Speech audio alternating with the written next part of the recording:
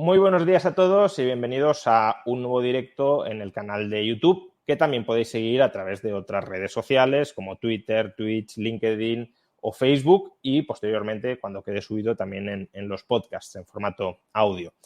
Es un directo en un horario atípico para este canal. Suelo hacer los horarios que escojo suelen ser más bien nocturnos. Los directos los suelo hacer pues, a las 9 o a las 10 de la noche.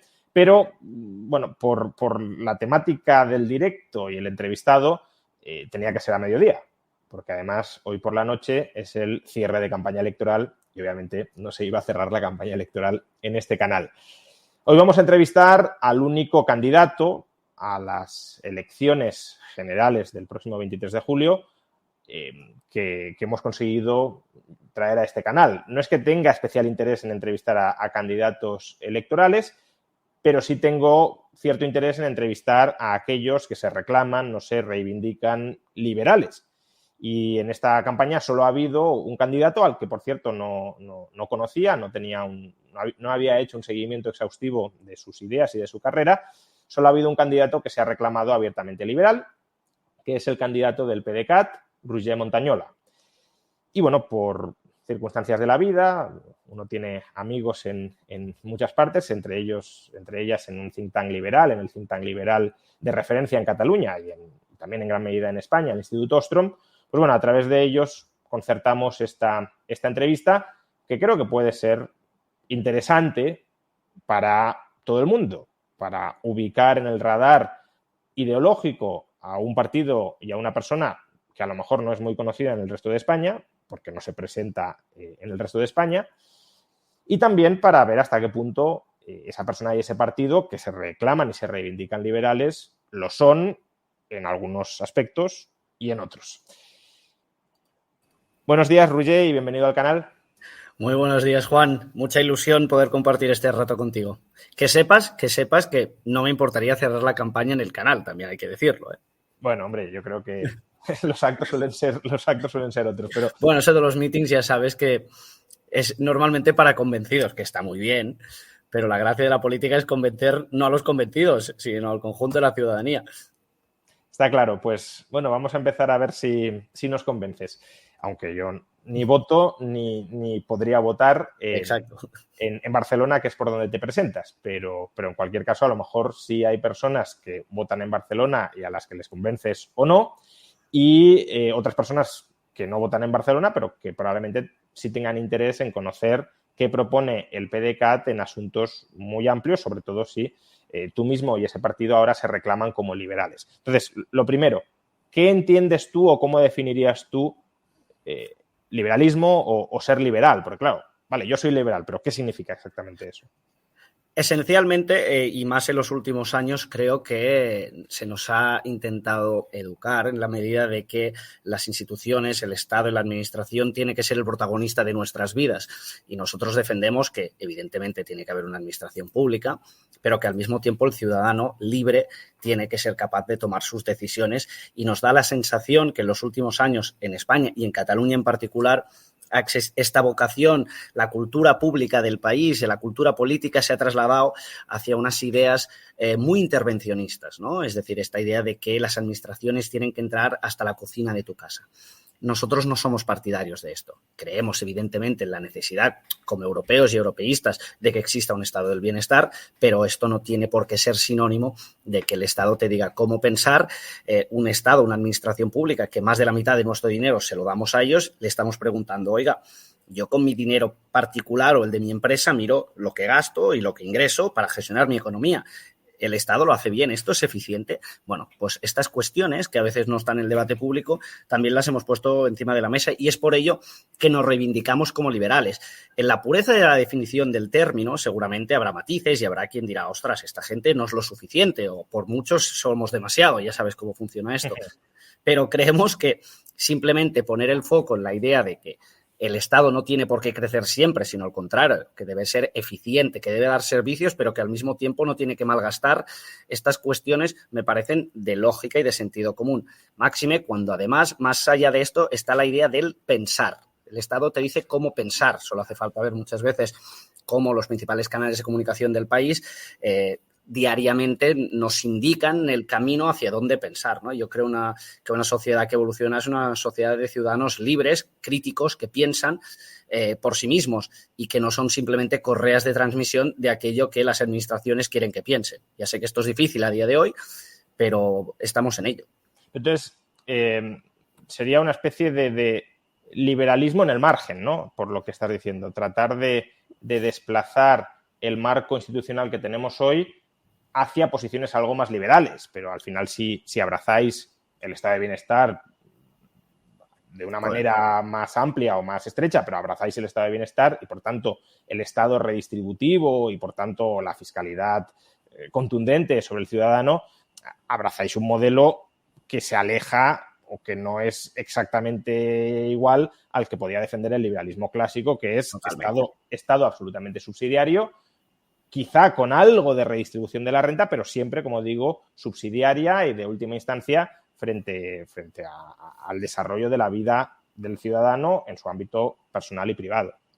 A ver, Juan, hay una cuestión que es elemental, ¿no? Es decir, nosotros participamos en este caso en unas elecciones para ir a las instituciones y todos sabemos cómo está estructurado el Estado en los países europeos y occidentales. Lo que estamos haciendo, y creo que esto no debería ser una novedad, pero lo es, y por ello nos reclamamos liberales desde esta perspectiva, es en poner en duda esta idea constante y permanente del crecimiento desmedido de las administraciones públicas, de plantearnos que del mismo modo que en nuestra economía familiar, personal y empresarial gestionamos nuestro dinero, nuestros recursos de la mejor manera posible, nos da la sensación que esto no ocurre.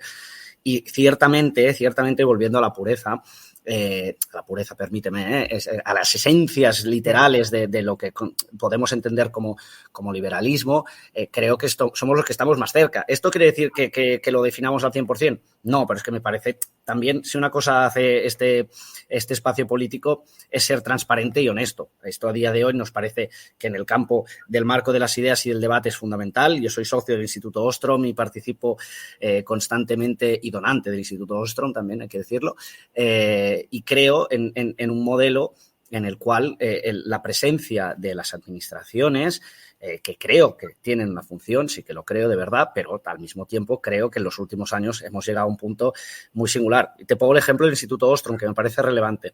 Igual que una asociación que yo lideré en los últimos años, yo llevo 8 años trabajando en el sector privado. He fundado algunas empresas, algunas me han ido bien, algunas mal, en el campo de la tecnología y la consultoría.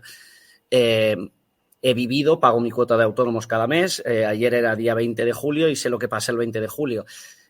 Estamos en la fase que solo pretender que los políticos sepan lo que pasa el 20 de julio ya me parecería una quimera a día de hoy, porque la distancia entre el conocimiento de la economía productiva y lo que es el mundo de la política, el debate público, etcétera, etcétera, me parece que están a una distancia tan sideral que lo que estamos planteando me parece que es una aproximación interesante y pone en duda muchas cosas que no se ponen encima de la mesa, ni por parte, evidentemente, de los partidos de izquierda, eso ya no lo pongo ni en duda, pero también por parte de aquellos que de alguna manera podrían circular en el campo del ámbito liberal, ¿no?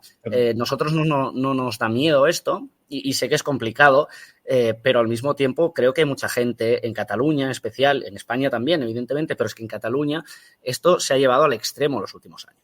Yo defiendo que desde que el 2012 la CUP entró en el Parlamento de Cataluña, pese a tener solo 3 diputados, obtuvo un éxito maravilloso para ellos, que es la cuperización de la mentalidad pública de Cataluña.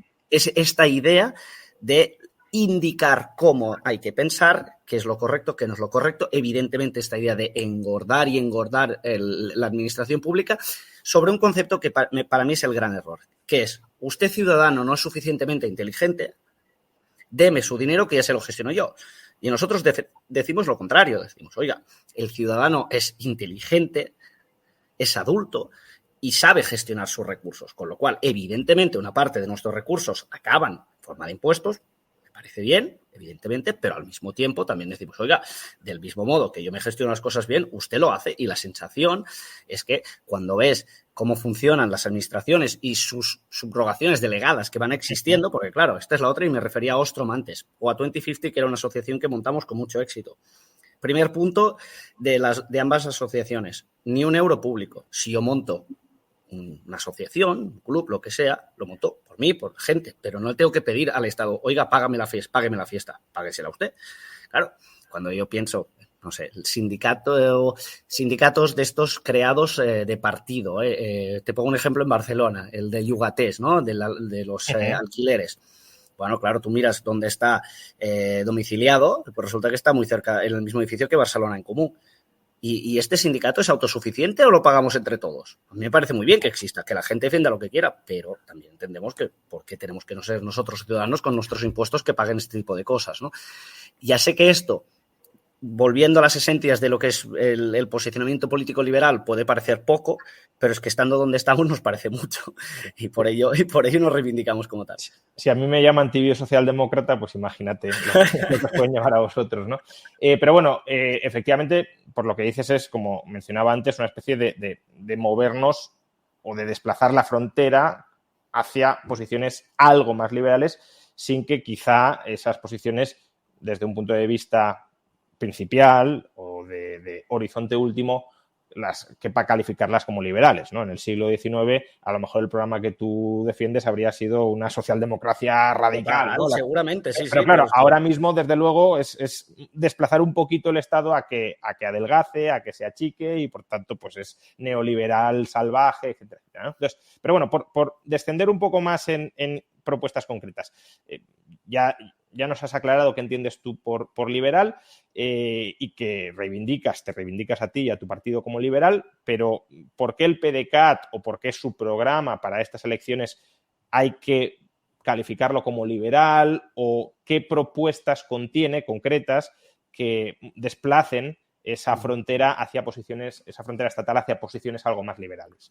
Bueno, con la premisa que te estaba comentando anteriormente, que es no dónde nos gustaría estar, sino dónde estamos, en el debate público, en el peso del sector público sobre el PIB y su crecimiento en los últimos años, nosotros defendemos varias cosas. Primero, defendemos reducciones en los tramos de IRPF, sobre todo en clases medias, que es que al final aquí todo el mundo habla de los ricos y los que realmente tienen mucho dinero ya saben cómo no pagar impuestos. El problema es que en este país quien paga generalmente son las clases medias, ¿no? Segunda cuestión, hablamos, pese a que esto es a escala autonómica, de la supresión del impuesto de sucesiones, de donaciones y de patrimonio. Claro, tenemos que ubicarnos, Juan, en el hecho de que en Cataluña, esto que estoy comentando, puede parecer muy extremo a día de hoy. Es que estamos aquí.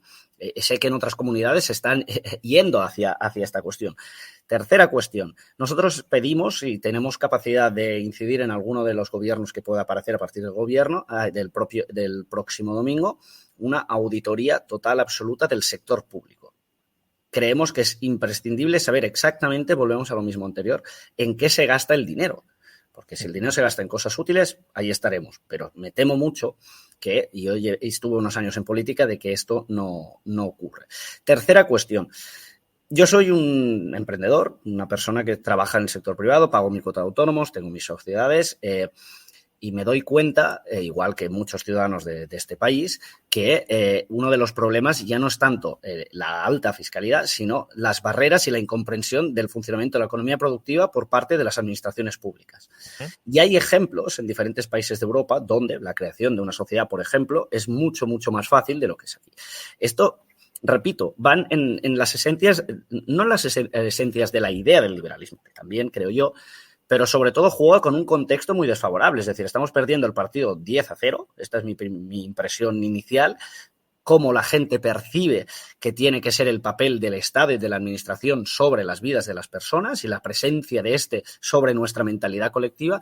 Entonces, nos parece un punto, si me permites, revolucionario poder exponer estas cuestiones, porque generalmente digamos que no son fuente de votos. Creo que en Cataluña está pasando que sí, porque la gente también se ha cansado y pese a que los partidos políticos que han dominado el escenario en los últimos años creen que la gente tiene 5 años, la realidad es que la gente es más adulta de lo que ellos creen, ¿no? Con lo cual creo que al menos poner estos debates encima de la mesa ya supone un avance relevante desde esta perspectiva. Repito, desburocratización, reducción de impuestos tanto propios de comunidades autónomas como estatales, auditoría del sector público. Estas 3 cuestiones yo no las he visto en ningún otro programa y me parecen relevantes.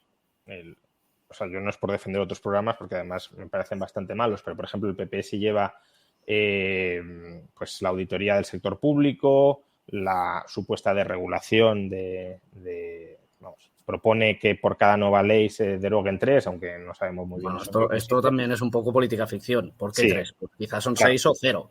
Efectivamente. Y la deflactación de la tarifa del IRPF, de nuevo, en las rentas medias. Y te quería preguntar justamente sobre esto, porque has dicho, nosotros queremos bajar los impuestos a las clases medias. Bueno, bien, pero, por ejemplo, en Cataluña el tipo marginal máximo está en el 50%, que no es el más elevado de España, pero sí es de los más elevados de Europa. Entonces, no. ¿Os parece bien un tipo marginal del 50% para la renta? Evidentemente que no. Además, es que ahí está la cuestión. Es que en los últimos años han ido tranquilamente, si tú miras, cualquier político, al menos en Cataluña te hablo, que es el contexto donde yo más he trabajado o he seguido, ¿no? Si te fijas, cada vez que se aprueban los presupuestos dicen, estos son los presupuestos más expansivos de la historia. Sí. Como si esto fuera bueno. Claro, y yo pienso, ostras, vamos a ver un momento. No tiene por qué ser bueno expansivo. Depende, normalmente no es bueno estando como estamos, ¿no? Con lo cual, lo que estamos planteando es sí, que tiene que haber reducciones generalizadas de impuestos en Cataluña y en el conjunto de España, pero también en Cataluña.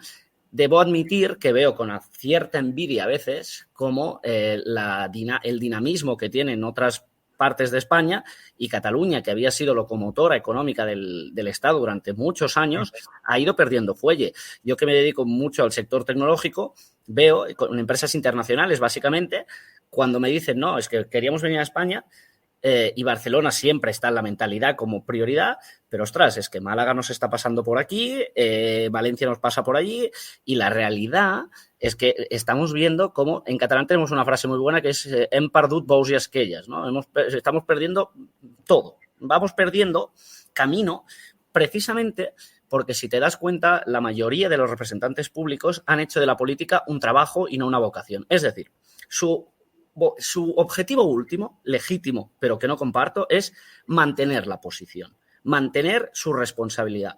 Yo te lo digo de otro modo mucho más simple. Yo estoy en política por vocación, porque además, afortunadamente, en el sector privado no me va mal, con lo cual lo hago porque realmente tengo vocación de servicio y creo en la política. Pero creo que los políticos que han hecho carrera constantemente dentro de un partido tienen un problema, que su objetivo último no es servir a la sociedad, es mantener su puesto de trabajo. ¿Es humano? Sí, es humano, pero es un problema y esto pasa en todos los partidos. ¿Cuál es la ventaja de un espacio pequeño como el nuestro?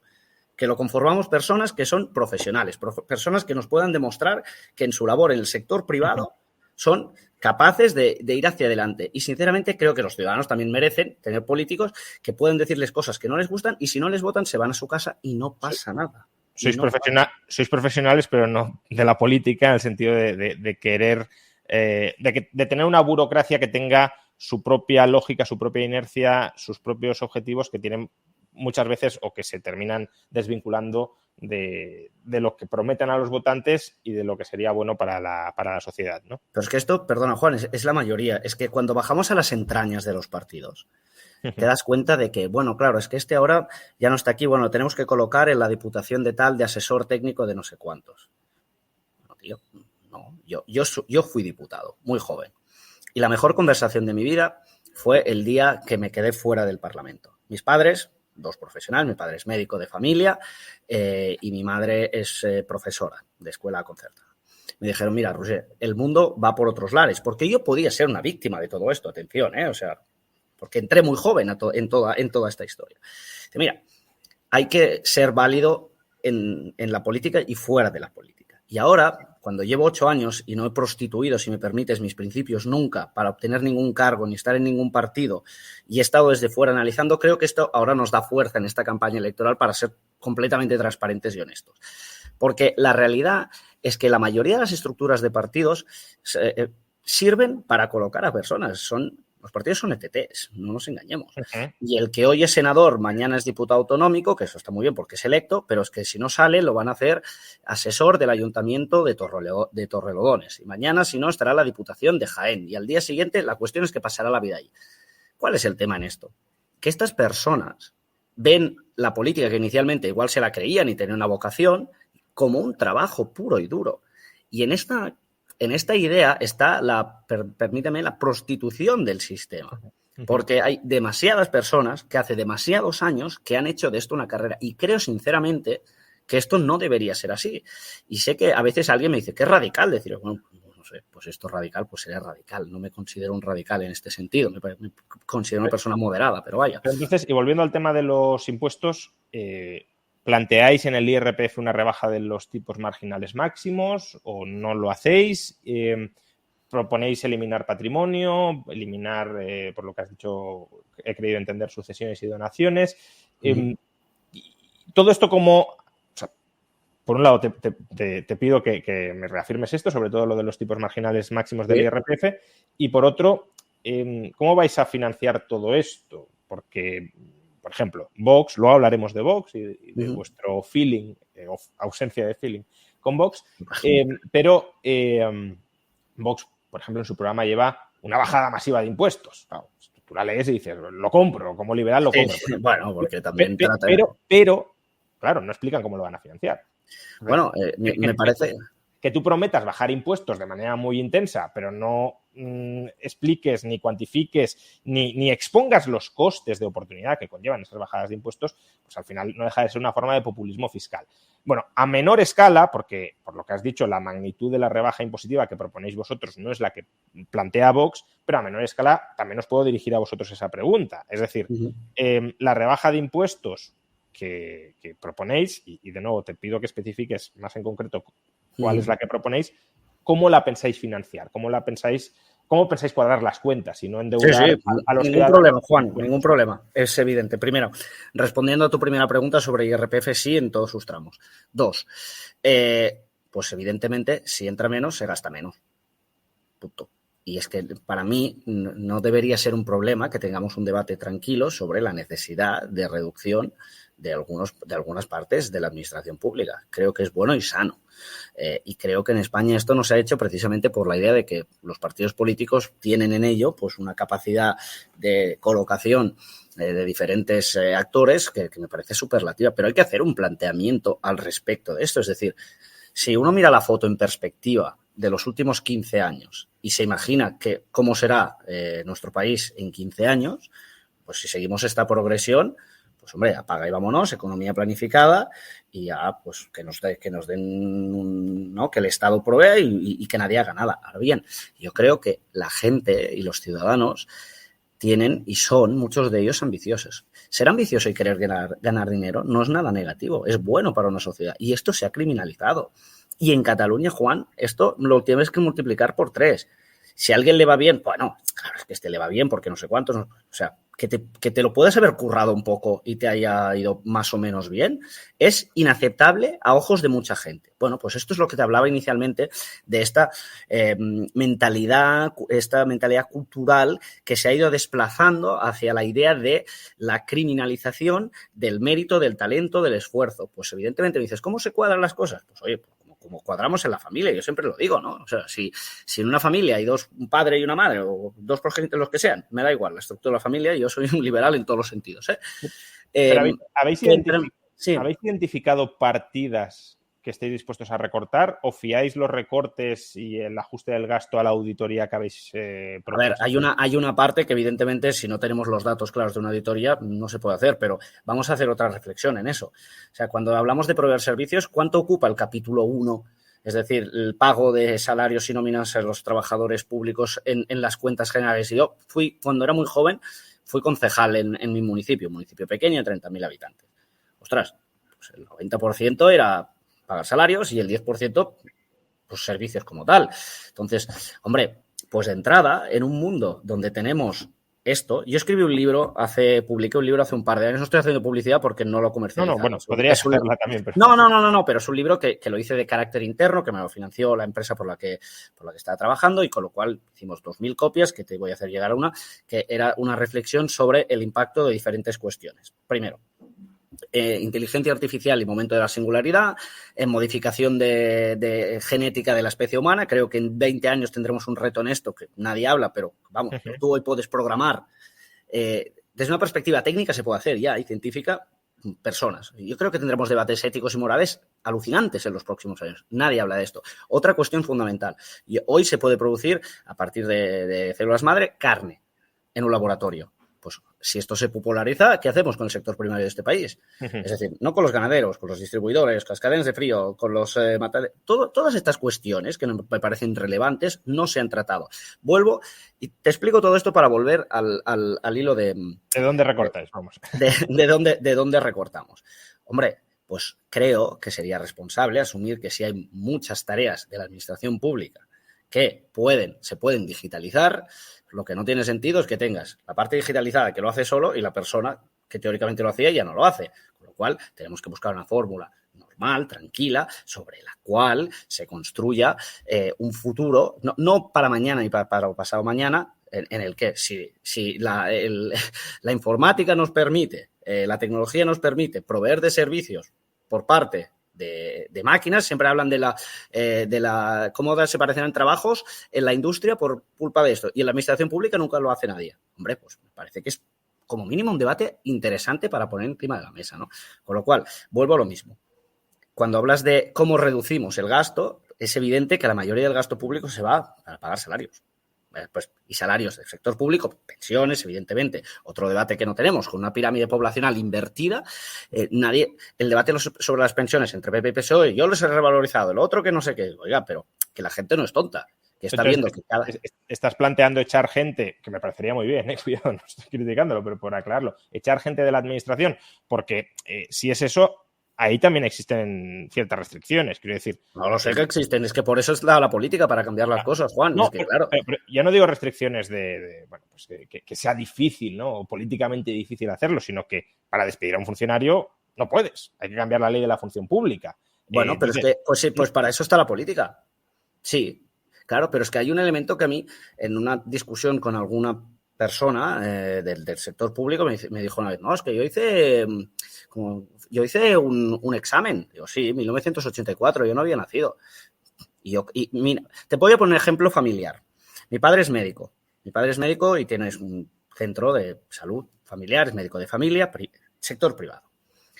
Claro, mi padre me dice, coño, yo el examen lo tengo cada día de mi vida. Si no hago bien mi trabajo, primero, tengo una responsabilidad enorme, porque al final la vida de la gente depende en gran parte de lo que haces, pero es que además, si no lo hago bien, yo voy a perder mis clientes. Entonces, esta idea, y seguramente en sanidad es una de las cuestiones donde evidentemente el tema tiene muchos matices y podemos discutirlo con calma. Ahora bien, creo que hay muchas funciones que existen hoy en la administración pública, que pues hay elementos, el blockchain mismo, que puede ayudar a aportar muchísimo.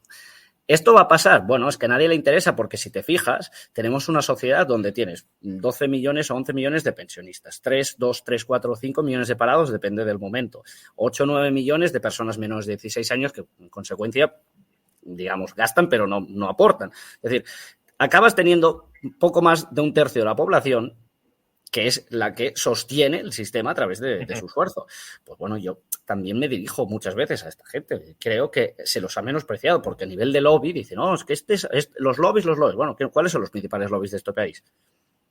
Pues los que están más estructurados en este sentido. Y evidentemente es humano que se protejan, pero también creo que es justo que pueda haber personas desde el sector público que puedan decir, oye, nos lo planteamos.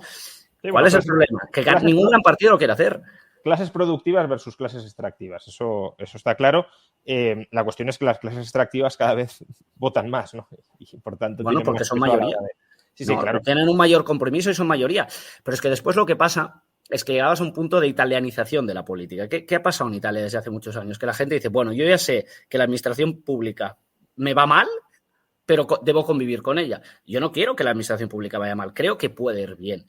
Y repito, desde el sentido común, desde el análisis a medio y largo, porque esta es otra cosa que nunca pasa. A medio y largo plazo no habla nadie, porque como las elecciones son pasado mañana, ahora literalmente son pasado mañana, pero sirva el ejemplo, los debates a medio y largo. A mí siempre me ha interesado y el libro que yo publico es a 20, 30 años. Lideré una asociación que se llama 2050 para hablar del año 2050. Es decir, a medio y largo plazo nunca se habla.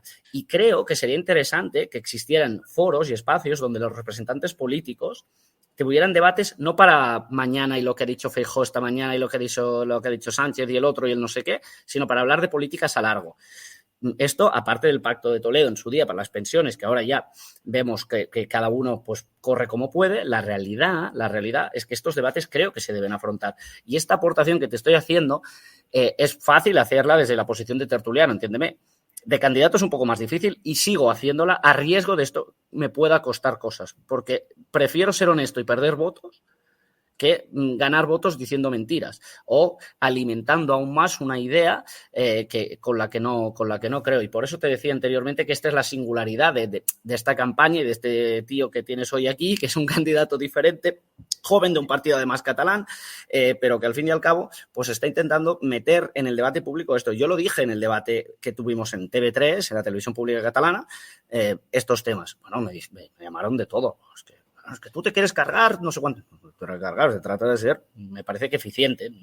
Tampoco bueno, hay para tanto. Yo en general, como reflexión compartida a todos los partidos políticos, creo que falta algo cuando se hacen propuestas económicas y es la memoria económica. Es decir, tratar de cuantificar cuánto cuesta en materia de gasto lo que se propone y cuánto cuesta en materia de impuestos lo que se propone y también, aunque eso ya sería más complicado, pero no estaría de más incluirlo, cuál va a ser el impacto sobre la sociedad de una medida y de otra, pero al menos presupuestariamente que se intente cuantificar lo que se plantea para ver si cuadran las cuentas. Es verdad que si no propones nada demasiado extremo, pues ese posible descuadre es menos relevante, porque al final si no propones nada, pues no hay ningún descuadre, pero incluso en propuestas como las vuestras, que van en el margen a desplazar la frontera con el liberalismo, creo que falta esa cuantificación de las partidas para ver hasta qué punto lo que se propone es viable o no lo es y a costa de qué es viable, ¿no?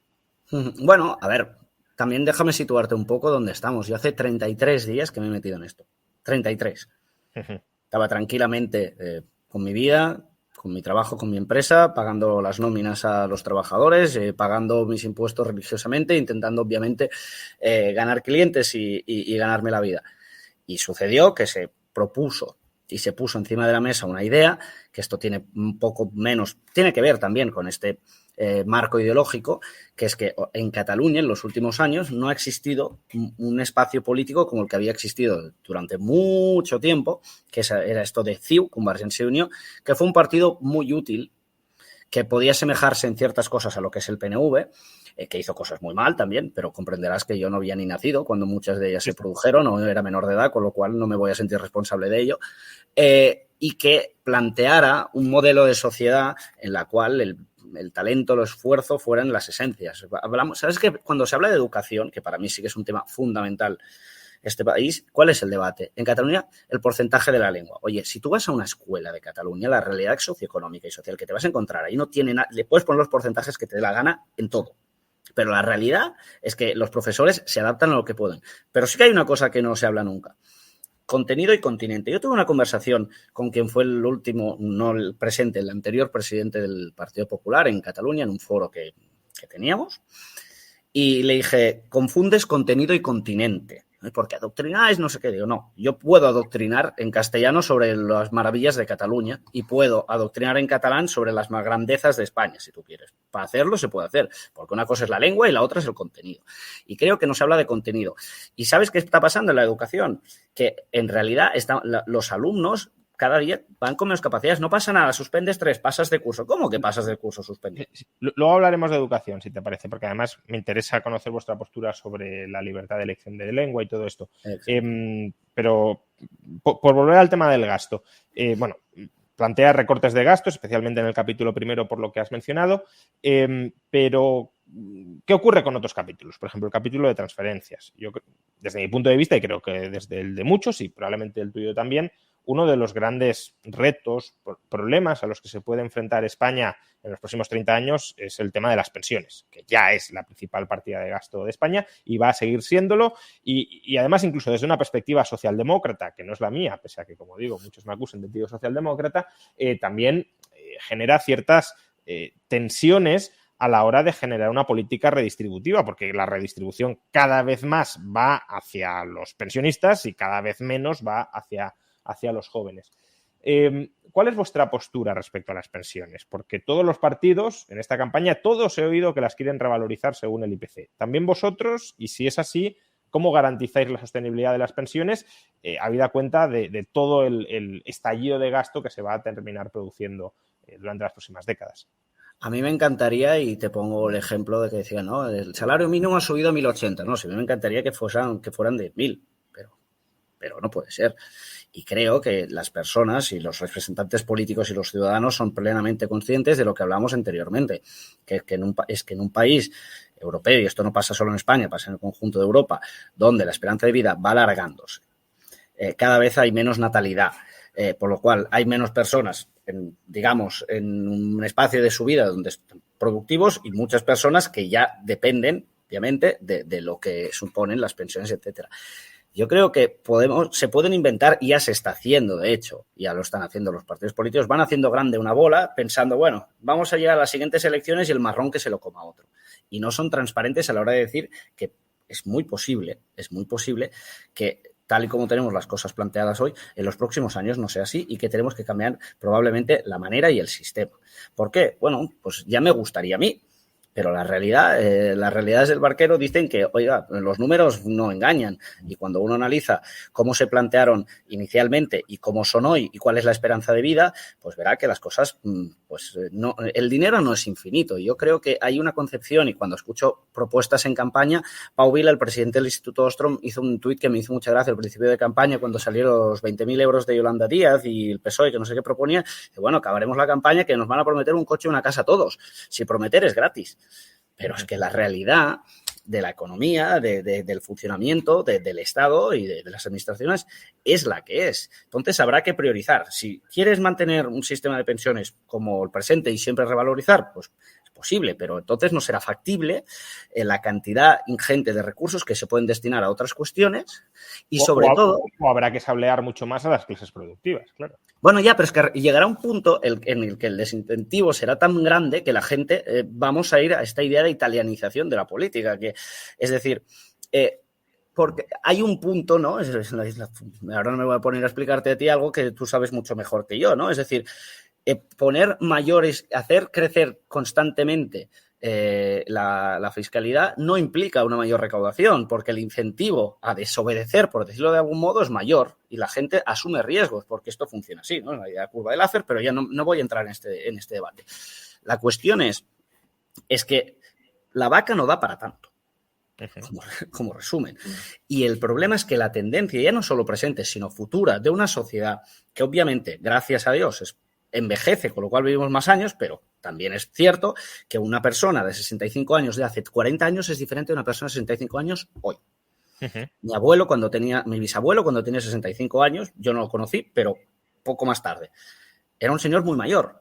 Mi padre y mi madre tienen 66 y están estupendos de la vida. Con lo cual, también hay otros elementos que nos podremos plantear como retrasar, en muchos casos, por ejemplo, la jubilación. Pero es que fíjate lo que pasa en Francia. Macron, que creo yo que dentro del espectro político que tenemos es una persona que sabe leer y escribir, plantea un cambio de 2 años y se le echan a las calles. Bueno, porque es que está muy bien estructurado. Si defenderse se pueden defender.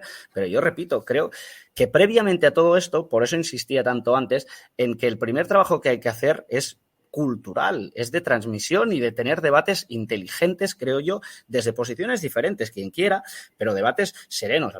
El problema es que cuando uno pone la patita en este tipo de debates, cuando no eres fascista, eres, bueno, no sé, ultra no sé cuántas cosas, porque vamos de etiquetas en etiquetas en etiquetas. Oye, yo me estoy intentando romper la cara aquí para defender unas ideas y lo hago con mucho gusto, porque realmente creo que es necesario lo que estamos diciendo. Pero pues si no sale, pues no pasa nada, pues seguiré con mi vida normal y corriente. Me parece que no es el caso porque la cosa lo está petando y bastante, y estamos súper contentos. Entonces, ¿os abrís a plantear reformas en el sistema de pensiones similares a las del año 2013, que establecía una restricción presupuestaria en el sistema de pensiones y si no afluían nuevos ingresos al sistema, en lugar de pegar la patada hacia adelante y mantener el desequilibrio presupuestario, pues, por ejemplo, se desvinculaban las pensiones del IPC. ¿Eso es algo que podría encajar con vuestro programa o hay una línea roja de las pensiones siempre se van a tener que revalorizar según el IPC? No se puede mentir a la gente, Juan. Y yo no voy a participar de mentir a la gente, porque es que es hacer más grande la bola. Y repito, ¿y si esto me va a quitar votos? Pues mala suerte. Pero no, de verdad creo que los ciudadanos... Yo creo que debería darlos, especialmente... Ya, bueno, yo también. Pero es que en el caso que no fuera... Pero si no fuera el caso... Entre aquellos que no se quieran autoengañar y que no quieran llevar al país... Vale, pues yo lo que no voy a participar es de este engaño, porque los datos son los datos y uno los puede poner por donde quiera. Y los pueden alimentar y los responsables políticos decir lo que quieran. A mí me parece muy bien. Pero creo que en el mundo real, ya me perdonaréis, es el mundo de la gente que no está constantemente mirando la política, que ha dicho que si el otro que no sé qué, cuando digo, no, es que el problema es el Falcon. Bueno, pues para ti el problema es el Falcon, pues para mí no. El presidente de los Estados Unidos va con un Boeing 747 de narices y nadie le dice nada. Bueno, entiéndeme, y es un no, pero entiéndeme, digo lo del Falcon como te digo lo de mil otras cosas que forman parte del debate público. Por acotar eso, a mí lo del Falcon me parece en gran medida una estupidez, pero sí es cierto que lo que se denuncia del Falcon es el uso personalista que se hace del Falcon, y eso sí tiene algo más de conexión con la instrumentalización que se hace de los medios públicos y de las instituciones por parte de los políticos, y eso sí es relevante, lo del Falcon. Esto estoy de acuerdo, pero mira, Juan, te voy a poner otro ejemplo de un debate que ahora, pues si alguien le quiere hacer un titular, lo va a poder hacer, pero no pasa nada. O sea, a mí me parece que una persona que sea presidente del gobierno cobre lo que cobre es un insulto a la inteligencia y desincentiva a la gente de altas capacidades o las personas que tienen responsabilidades en empresas, etcétera, etcétera, a entrar en política. Porque... Hombre, la presidencia me refiero. No te estoy hablando de muchos cargos intermedios y mucho ámbito asesor que yo te diría más bien al revés. Creo que sí que hay ministros y secretarios de Estado que personas que no quieran ser ministros y secretarios de Estado por lo que se cobra, es decir, personal muy altamente cualificado que quizás está en la empresa privada y que no va a pasar a la política porque efectivamente se palma muchísimo dinero, pero no se me ocurre mucha gente que incluso perdiendo dinero no quiera ser presidente. O sea, gente que tenga esa ambición, claro. No quiera ser presidente del gobierno. Porque además... Entiendo lo que supone la ambición y la posición y la capacidad de influencia que tiene un presidente del gobierno. Exacto. Pero comparativamente con otros países, pues creo que es un planteamiento que cuando a veces se hace, y tú ves según qué debates en canales de televisión, especialmente algunos que yo alguna vez te he visto allí, parece que hay debates que están diciendo. Bueno, yo creo que inteligentemente podemos tener estos debates, lo digo de verdad.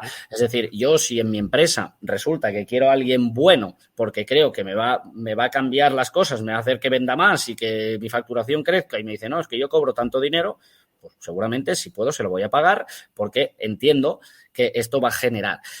La incomprensión de los mínimos de la economía productiva es uno de los grandes males que yo creo que tiene nuestro país. Y siempre hago la coña y lo siento por los profesores de lenguas. O sea, a mí el complemento régimen de verbal pues no me ha servido mucho en la vida, sí, para estructurar un poco, pero me refiero que la educación, especialmente la economía, no existe. Y la economía es un elemento pilar fundamental en nuestras vidas, en nuestro día a día. Y creo que no es nada radical ni arriesgado comentar que creo que en la educación de nuestro país debería existir la posibilidad de que los chavales tuvieran conocimiento de unos mínimos de referencia de cómo funciona la economía, de cómo qué es una empresa, oiga, un dinero, pues unos ingresos, unos gastos, etcétera, etcétera. Y creo que estamos tan abajo, Juan, en todo esto, que me parece tan lógico, no es que me lo quiera decir a mí mismo, pero me parece tan lógico y obvio según qué debates, que cuando no se producen, pues te estiras el pelo y cuando los planteas te dicen, uy, ¿qué estás diciendo? Bueno, pues nada, pues si quieres digo lo que tú quieres escuchar y me voy a mi casa, pero mira, no soy así yo, lo siento. Y hablemos de un último tema de economía y luego te pregunto por otras cosas que no son economía, pero que también son interesantes desde una perspectiva liberal, y es ahora vuestra propuesta para el mercado de trabajo. En España, en el año 2012, se hizo una reforma laboral que, desde mi punto de vista, era un paso en la buena dirección. En 2022, esa reforma laboral de 2012 se reempaquetó de otra manera, pero se mantuvo la esencia. Ahora ya es la reforma laboral de Yolanda Díaz, pero sigue siendo la misma globalmente que la de 2012. ¿Vosotros qué planteáis para el mercado laboral? Pues mayor flexibilidad. Es decir, al final, bueno, hemos hablado alguna vez de la mochila austríaca y todas estas cuestiones que me parecen muy interesantes y muy convenientes, pero es que además la cuestión es que el dinamismo es lo que funciona. Mira, hay una cosa mucho más simple que muchos de los representantes de los partidos de izquierdas, y a veces, si me permites, también de algunos de derechas de este país, deberían hacer, que es irse a ver a algunos amigos socialdemócratas centro y norte europeos y hacer un copiar-pegar de sus propuestas. Con eso ya me daría con un canto en los dientes, como se dice, porque al fin y al cabo, quien en estos países que funcionan de verdad entienden que la capacidad, la flexibilidad, la facilidad para entrar, salir en empresas, pues es el eje fundamental del funcionamiento de las mismas. Con lo cual, todo lo que sea poner más corsés, decirle, no, es que además va a ser más caro, pues que no voy a contratar. Yo, repito, yo tengo personas contratadas. Si me lo ponen más difícil y tengo que pagar más dinero cuando no ya han hecho su trabajo o no las necesito, pues no lo voy a contratar. Con lo cual pasaremos de alguien que tendría potencialmente un trabajo que deja de tenerlo.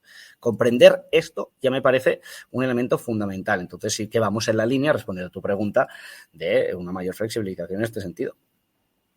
Es decir, una especie de transición hacia el modelo flexiseguridad de Dinamarca sería algo similar a lo que planteáis. Sí. Es decir, bajos costes de despido, seguridad mientras se está en el desempleo y al haber y facilidad para la reincorporación posterior en otros espacios de trabajo. Y al haber bajos costes de despido, pues facilidad para reincorporación, precisamente porque ausencia de barreras de salida también es ausencia de barreras de entrada. Bien, más o menos creo que hemos adquirido una perspectiva amplia. Hombre, podríamos haber profundizado mucho más, pero de vuestra propuesta liberal, entre comillas, si me lo permites, pero aproximándose hacia el liberalismo del programa del PDeCAT. Vamos ahora con otros temas. Otros temas que además yo creo que a la audiencia fuera de Cataluña, probablemente también a la de Cataluña, pero a la audiencia fuera de Cataluña le interesan especialmente, aunque muchas veces no por los motivos correctos. Voy a intentar también reorientar la conversación desde lo que desde mi óptica sería más correcto. ¿Sois un partido nacionalista? A mí no me gusta la palabra como tal. Yo soy catalanista. Creo que en términos de ciencia política, creo que Cataluña es una nación, igual que lo son muchos territorios del mundo, y no tiene más. Y dentro de este partido hay gente de este espacio, esta es la gracia, que tiene un objetivo final que le gustaría que Cataluña fuera independiente, otros que no, como es mi caso, que nos unimos sobre la base de que lo que le importa a Cataluña de nuevo, después de todo lo que ha pasado en los últimos años, es empezar de nuevo, en el sentido, empezar, cuando me refiero a empezar, quiero decir que es un poco a sí misma, reivindicarse como tal. Se ha echado mucha gente de la catalanidad en los últimos años, demasiada gente, creo yo, y en consecuencia, lo que es esta apuesta política que estamos haciendo, que es Espai-CiU, por eso PDeCAT Espai-CiU, CiU de Convergència i Unió, obviamente, lo que pretende es aglutinar a toda esta gente que históricamente, pues los catalanes tenemos un sentimiento catalán y catalanista muchos de nosotros, que es positivo y que no es contra nada ni nadie, pese a que en los últimos años algunos pues lo han asumido como contra el mundo y contra España, ¿no? Yo siempre digo lo mismo. Yo lo que no soy es castellano, porque no soy de Castilla. Entonces, pues no será difícil ser castellano. Y creo que la pluralidad que existe en el Estado es algo positivo y que se debería premiar. Y que la gente hable lenguas diferentes es algo positivo.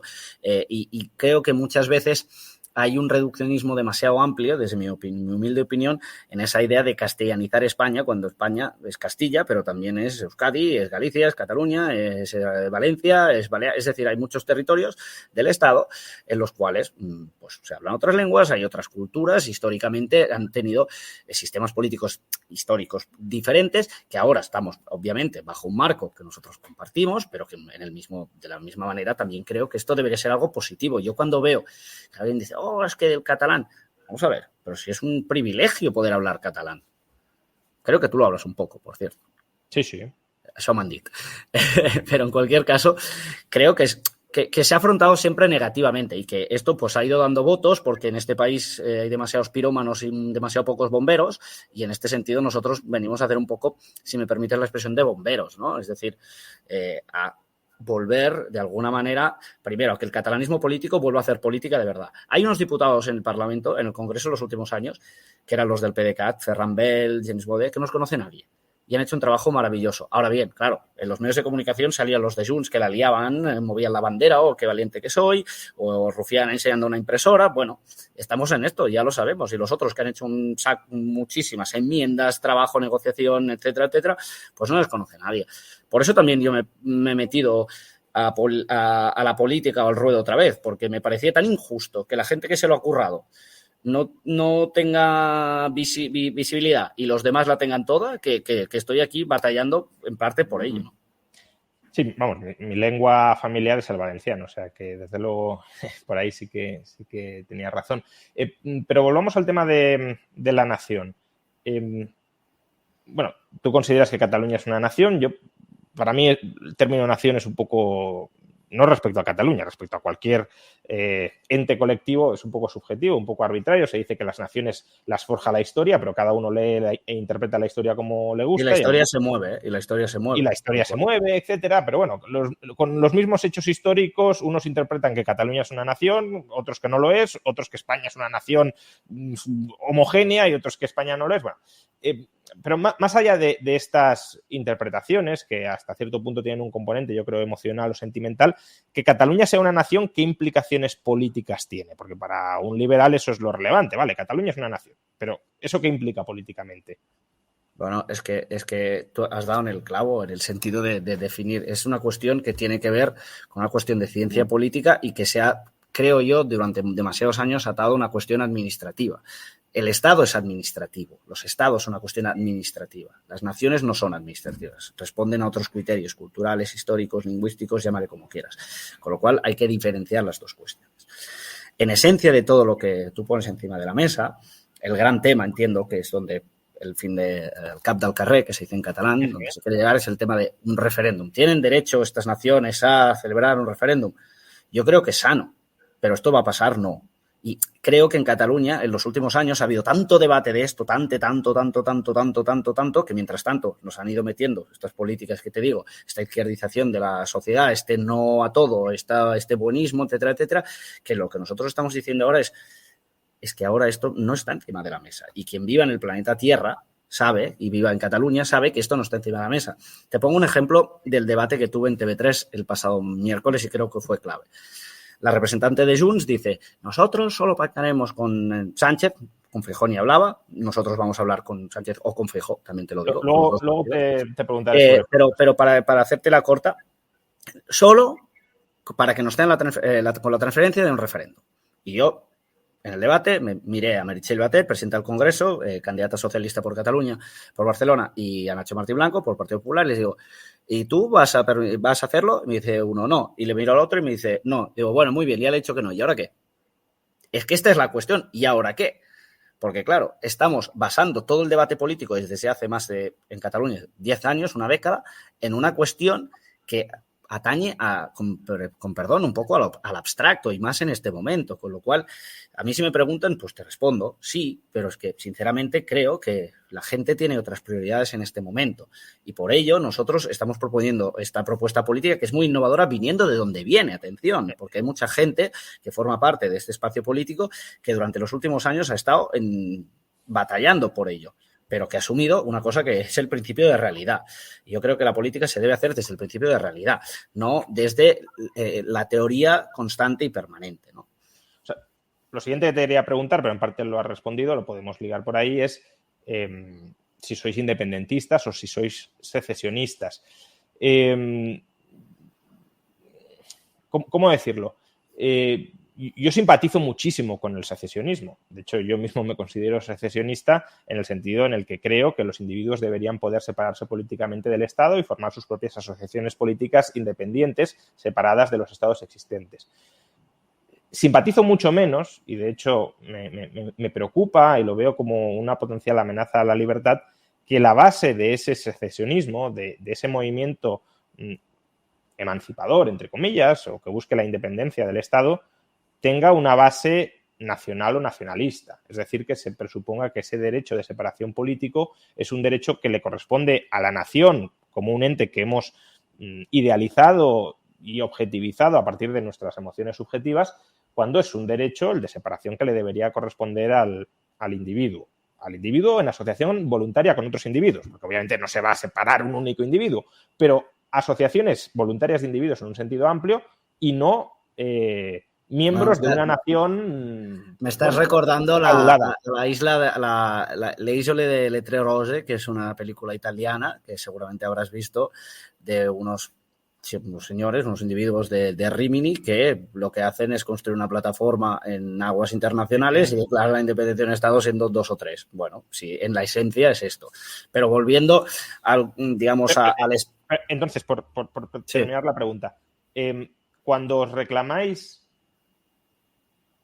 potenciales simpatizantes de la independencia, lo que has dicho es que no lo quieres colocar ahora mismo encima de la mesa porque no crees que sea un tema que vaya a suceder en el corto plazo, pero que como largo plazo verías bien un referéndum donde se planteara a la ciudadanía si se quiere independizar o no, pero ¿crees que ese referéndum debería tener una base nacional? Es decir, ¿debería ser un referéndum en Cataluña por ser Cataluña el sujeto político, o que si se da debería ser un referéndum de separación que luego también pueda darse dentro de Cataluña y que haya provincias de Cataluña que se puedan separar de Cataluña y reintegrar en el Estado español, o comarcas dentro de esas provincias que se puedan separar de Cataluña o de la provincia separada y reintegrar o no en el Estado español? Esa es la cuestión que te planteo. Es decir, si el derecho de separación política es nacional, ¿es de base nacional, nacionalista o no lo es? Mira, fíjate que es un debate que se ha tenido y de forma recurrente y que puede tener, y repito, yo soy un candidato que se presenta a las elecciones pasado mañana y asumo el reto de darte respuesta a eso porque me gusta confrontar ideas y me gusta plantear las cosas. Fíjate, yo creo que el sujeto de la nación, que te he dicho que no es un elemento que se tenga que nada que ver con el corpus administrativo, sino va hacia otros lares, Cataluña responde a los criterios que podemos definir como tal. Dentro de Cataluña, por ejemplo, existe la Vall d'Aran, que tiene unos componentes que si cogemos el mismo ejemplo, pues son válidos para ellos. Es evidente. Claro, la subdivisión de dónde está el corpus, yo creo que es en la definición del concepto de nación. Y creo que Cataluña tiene todos los elementos para ser definida como tal. Y esto no debe asustar a nadie. Simplemente es simplemente una cuestión de hechos, creo que probados. Pero ¿por qué solo se han de poder separar las naciones? Bueno, entonces planteemos, yo creo que cuando hablamos de la idea de los referéndums de autodeterminación, las naciones son el eje, el punto último donde un Estado puede ser un Estado de naciones. El menor, sí, podemos ir a la idea de individual total y vamos a la isla de las Tres Rosas, pero sí, para poner una cota, Barcelona se quiere independizar de Cataluña, porque dice, oye, aquí se concentra toda la riqueza y yo me quiero separar. O Madrid se quiere separar de España. Madrid no es una nación y ojalá nadie aspire. No lo ha sido históricamente, pero sí que lo es Castilla, si quieres, históricamente. Hay unos elementos culturales, lingüísticos, históricos que definen lo que podemos entender como nación. Entonces, podemos llegar a prostituir al máximo, digamos, estos conceptos para llevarlos al punto justo de dónde está el límite y el último punto, como tú dices, y en términos teóricos no te voy a quitar la razón desde la perspectiva del individuo como tal, pero situándolo en un marco más o menos homologable internacionalmente, creo que va por aquí. Hay un ejemplo y no lo tenemos muy lejos. O sea, el Reino Unido lo constituyen 4 territorios, llámale naciones, son naciones, y creo que esta riqueza ahí la viven con mucha más cordialidad, si me permites, de lo que se vive en España, estas cuestiones. Ya no te hablo de Escocia ahora, te hablo de, por ejemplo, Gales, para ponerte otro ejemplo que no sea propiamente, o Inglaterra como tal. Yo que soy un friki de la geografía, a mí me gusta mucho la geografía, mucho.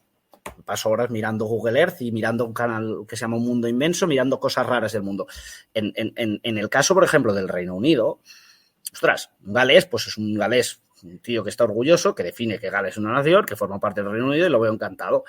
Y creo que llegar solo a esto, porque estamos hablando de cuestiones de máximos, que además, si algo tiene esta campaña, este partido es que está diciendo que esto que lo han puesto al orden del día no está al orden del día, con lo cual yo te doy respuesta encantado a esto, pero la realidad es que todo este debate para mí no está en el orden del día, con la de problemas que tenemos como sociedad que atañen a cuestiones económicas que hablábamos anteriormente. Pero ya puestos en el terreno de la filosofía política, creo que debemos definir lo que es un conjunto, lo que el diccionario de Oxford define como nación, ¿no? Dice, ostras, un territorio que se delimita, o sea, una parte territorial, física, que se puede definir, con lo cual lo habla por encima de un individuo que se mueve, es un territorio fijo, con unos sustratos culturales, lingüísticos, históricos, que lo definen como tal.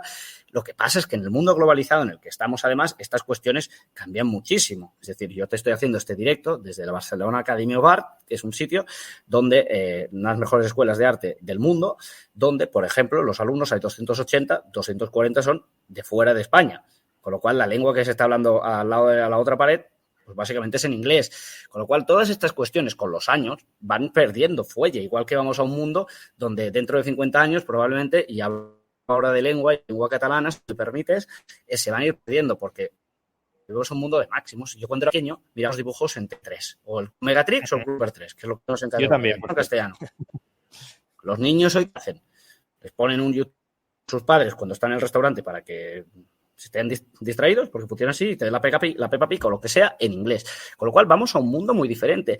Y una parte de lo que está intentando este humilde partido político que tengo el orgullo de encabezar en esta ocasión es decir, oiga, que en el mundo pasan cosas estructurales, enormes, y que estamos encallados en unos debates que me parecen, desde el punto de vista filosófico-político, muy interesantes, pero que al mismo tiempo, en el día a día, no pasa nada. Ostras, de la primera a la segunda revolución industrial pasaron 140 años, de la segunda a la tercera 70, de la tercera a la cuarta 35, y ahora estamos en una permanente revolución industrial en muchos sectores. Alimentación, te decía anteriormente, inteligencia artificial, nanotecnologías, nuevos materiales. Estamos en un mundo que es, perdóname, fascinante. Y cuando yo veo la política, que todo eso le da completamente igual, pues en la medida que no sea posible vamos a intentar meter estos debates ahí. Te he hablado de tipo económico, de filosofía política, de naciones, etcétera, pero creo que estos temas pues los deberíamos tratar algún día. O sea, por cerrar este tema, porque obviamente no me quiero encallar aquí, pero yo no entro en el debate de si Cataluña es una nación o no. Vale, es una nación. Lo que estoy disputando es si la base del derecho de separación política, de secesión, le ha de corresponder a una nación. Porque eso... Creo que el elemento último, Juan, yo creo que el elemento último, a no ser que vayamos a la idea del individuo, tiene que ser esta, para poner una cota que se define sobre la base de esta cuestión del territorio y los elementos... O sea, que la alternativa a que sea base nacional sea el individuo, me parece que estamos dejando una enorme cantidad de realidades intermedias que también tienen base territorial y que no están definidas por componentes étnico-culturales como puede ser una comarca, un municipio o incluso asociaciones de diversas comarcas y de diversos municipios. Yo creo que hay que ir a una cosa mucho más simple, que es cuál es la previa a todo ello. Es decir, estas construcciones territoriales que estamos definiendo son producto de un tema de un tema administrativo o de un tema cultural e histórico. Y aquí es donde viene la diferenciación. Te pongo un ejemplo. En Cataluña hay 41 comarcas, pero un señor que viva en la comarca del Maresma o del Vallès Oriental o del Vallès Occidental, el sentimiento del Vallès Occidental o del Vallès Oriental o del Maresma, hombre, puede estar ahí, pero entiéndeme que no tiene una componente de corazón muy potente y las diferencias entre unos y otros son, te diría que inapreciables, porque bueno, las diferencias entre individuos son las que tú quieras, pero por eso te digo que jugar un marco donde se pueda territorializar, donde se define de forma más o menos definida esta cuestión es base. Por eso te he dicho lo del Valle Arana. Mira, yo soy valenciano, vivo en Madrid y me encantaría que Madrid se separara de España. Bueno, y Madrid y quiero que Madrid se separe de España porque considero que Madrid es una nación. No, porque yo me considero madrileño. No. Pero eso es un criterio diferente, Juan. Esto es un criterio de eficiencia porque creo que puede tener sentido que digas, no, que como Madrid va como un tiro y los otros no, pues mira, oye, ya lo han hecho y hay algunos territorios del mundo que es así. Nos vamos al sudeste asiático y tenemos estados-ciudad aún a día de hoy que funcionan como un tiro. Es cierto. Bueno, es que yo creo que tenemos que tener un debate sobre, desde la paz de Westfalia, desde hace 4 siglos, y decidimos bueno, nosotros no estábamos ahí, pero digamos que nuestros antecesores decidieron situar encima de la mesa que la respuesta administrativa que tenían que tener el mundo era en esto de lo que llamamos Estados-nación. Vale, puede ser válido. Yo lo que te pongo otro elemento encima de la mesa. Yo creo que en 30, 40 años, y esto ya no lo digo como candidato, sino como persona que le gusta reflexionar sobre cosas, este tipo de arquitecturas van a ser insuficientes. Fíjate, te pongo un ejemplo de Cataluña, campaña y cosas, y una referente a lo que te estoy diciendo. Nosotros, desde nuestro espacio político, hemos defendido la ampliación del aeropuerto de Barcelona por un tema de competitividad. Hemos defendido que los grandes proyectos que quieran venir a Barcelona deben venir. Cuando el gobierno de aquí está todo el día sí, pero no, pero sí, a ver qué dirá la CUP. No, nosotros estamos a favor de todos ellos. Una periodista el otro día en una rueda de prensa me pregunta, claro, es que usted no está teniendo en cuenta que con el cambio climático, si el Hard Rock, que es este macroproyecto que se puede hacer en Tarragona, va a llenar su piscina, digo, vamos a ver. O sea, que haya el Hard Rock va a cambiar la estructura climática del planeta, y le di una respuesta. En la ciudad de Lagos, en Nigeria, 20 millones de habitantes y creciendo, por cierto, 10 millones de ellos no tienen agua potable. ¿Cómo beben? Pasan unos camiones por la calle, unas cubas, y les dan a los ciudadanos 10 millones al día, unas bolsas de plástico con agua dentro, beben y la tiran. 30 millones al día que se van al suelo, que se van al mar. Por lo cual, tiene sentido cuando hablamos del reto climático que podemos tener, que yo creo que todos entendemos que hay que cuidar el planeta, me parece que nadie lo pone en duda, pero al mismo tiempo, ¿qué está haciendo Bangladesh? No hace falta irse a Bangladesh. ¿Qué está haciendo Algeria, que está aquí al lado? Porque a mí me dicen, no, evidentemente tenemos que cuidar nuestros mares, y yo lo voy a hacer siempre, porque tengo un compromiso, primero porque formo parte de una generación que cree en ello. Ahora bien, ¿el componente es estatal de esto? ¿De verdad? No, y en el mundo resulta que hay la mitad del mundo vive en un sitio que está a 8 o 9 mil kilómetros de aquí, que es el sudeste asiático, y ahí también pasan cosas y su impacto también nos afecta. O es que hay alguna esto de polvo de polución que se para en la frontera y dicen, no, cuidado, que entramos en Noruega, que aquí no podemos contaminar, pero a Rusia, que tiene frontera por arriba, que hay un trocito, aquí sí. Es decir, por eso digo que las arquitecturas institucionales, y esto es la respuesta a la pregunta, que nos hemos dado, que hemos vivido nosotros desde que nacimos y nuestros padres y abuelos, etcétera, en los próximos años es posible que se deban replantear. Claro. Se deberán replantear. Si dices, no, es que no puedes hacer modificación genética, no puedes programar humanos, perdóname la cuestión. Modificación de ADN, esto se puede hacer. O sea, del CRISPR-Cas9 tú puedes hacer corta y pega del ADN. Esto existe. Vale, la Unión Europea no lo va a permitir. Vale, muy bien. Pues me voy a Tuvalu, en el Pacífico, y como el gobierno de Tuvalu, yo soy, imagínate, un señor que hace esto y tengo mucho dinero, digo, tengo al gobierno de Tuvalu mucho dinero, hago lo que me da la gana. La gente va a ir a Tuvalu. O necesito algo informático que no me permite la Unión Europea, no se preocupen, voy a unos servidores que los voy a poner en un puerto de Micronesia y lo voy a hacer. ¿Qué estoy diciendo con todo esto? Creo que la política, ya sé que el debate público el día a día, estoy en campaña, y permíteme, y estoy disfrutando más con esta conversación que con todo lo que son las entrevistas de pase corto, pero creo que todas estas cuestiones, de alguna manera, que atañen mucho a la política, deberían los políticos de nuestro país tener conversaciones al respecto. Yo con algunos he podido tenerlas. O sea, te pongo un ejemplo con Borja Semper. Borja Semper es un buen amigo mío y he hablado de cosas de estas a veces. Pero claro, lo hacemos en el terreno de lo personal con la cerveza. Pero creo que las instituciones deberían hacerlo, porque vivimos enmarcados en algo que igual en el pasado tenía sentido porque la vida iba lenta, pero es que la vida va a saco. Esta es la cuestión y yo creo que este es el gran punto. La velocidad de los acontecimientos es tal que la lentitud de nuestro sistema público, de nuestro administrativo y casi de debate político, estamos perdiendo la visión de la realidad. Y bueno, y esto es una propuesta política nueva que tiene un candidato que le gustan estas cosas. Pues mira, es lo que hay. Has comentado que, te he preguntado cuáles sean las implicaciones políticas de definir a Cataluña como una nación. Hemos hablado sobre el derecho de autodeterminación o el derecho de secesión y me has dicho que no lo incluís en el programa porque no es algo que nos afecte ahora mismo y no está en la agenda y no es algo relevante, ni mucho menos para estas elecciones desde vuestro punto de vista. Pero, en cambio, si hay otras posibles implicaciones de políticas de definir a Cataluña como una nación o a España, Es decir, aquí yo no establezco diferencias, pero estamos hablando de un partido catalán que sí tienen actualidad o que sí tienen implicaciones sin duda mucho más de actualidad. Y uno de esos temas, por ejemplo, es la libertad lingüística, es la libertad de elección de lengua. Hasta cierto punto, si uno define a Cataluña como una nación o a España como una nación, una de las razones por las que se puede querer definir a Cataluña o a España como una nación es para imponer a los que son miembros, quieran o no, de esa nación, ya sea de Cataluña o de España, ciertas obligaciones políticas frente al resto de la comunidad nacional. Y una de esas obligaciones puede ser no el derecho, sino la obligación, como digo, de aprender, conocer y perfeccionar el uso de la lengua compartida dentro de esa nación, sea el catalán o sea el español, que también la Constitución española impone el deber de conocer el español. Pero te pregunto por el caso de Cataluña y del catalán. ¿Estás a favor de la libertad de elección de lengua? Antes diferenciabas continente y contenido, pero bueno, cuanto al continente, ¿estás a favor de la libertad de elección de lenguas en educación, de la libertad de uso de lenguas en ámbitos como la vida comercial?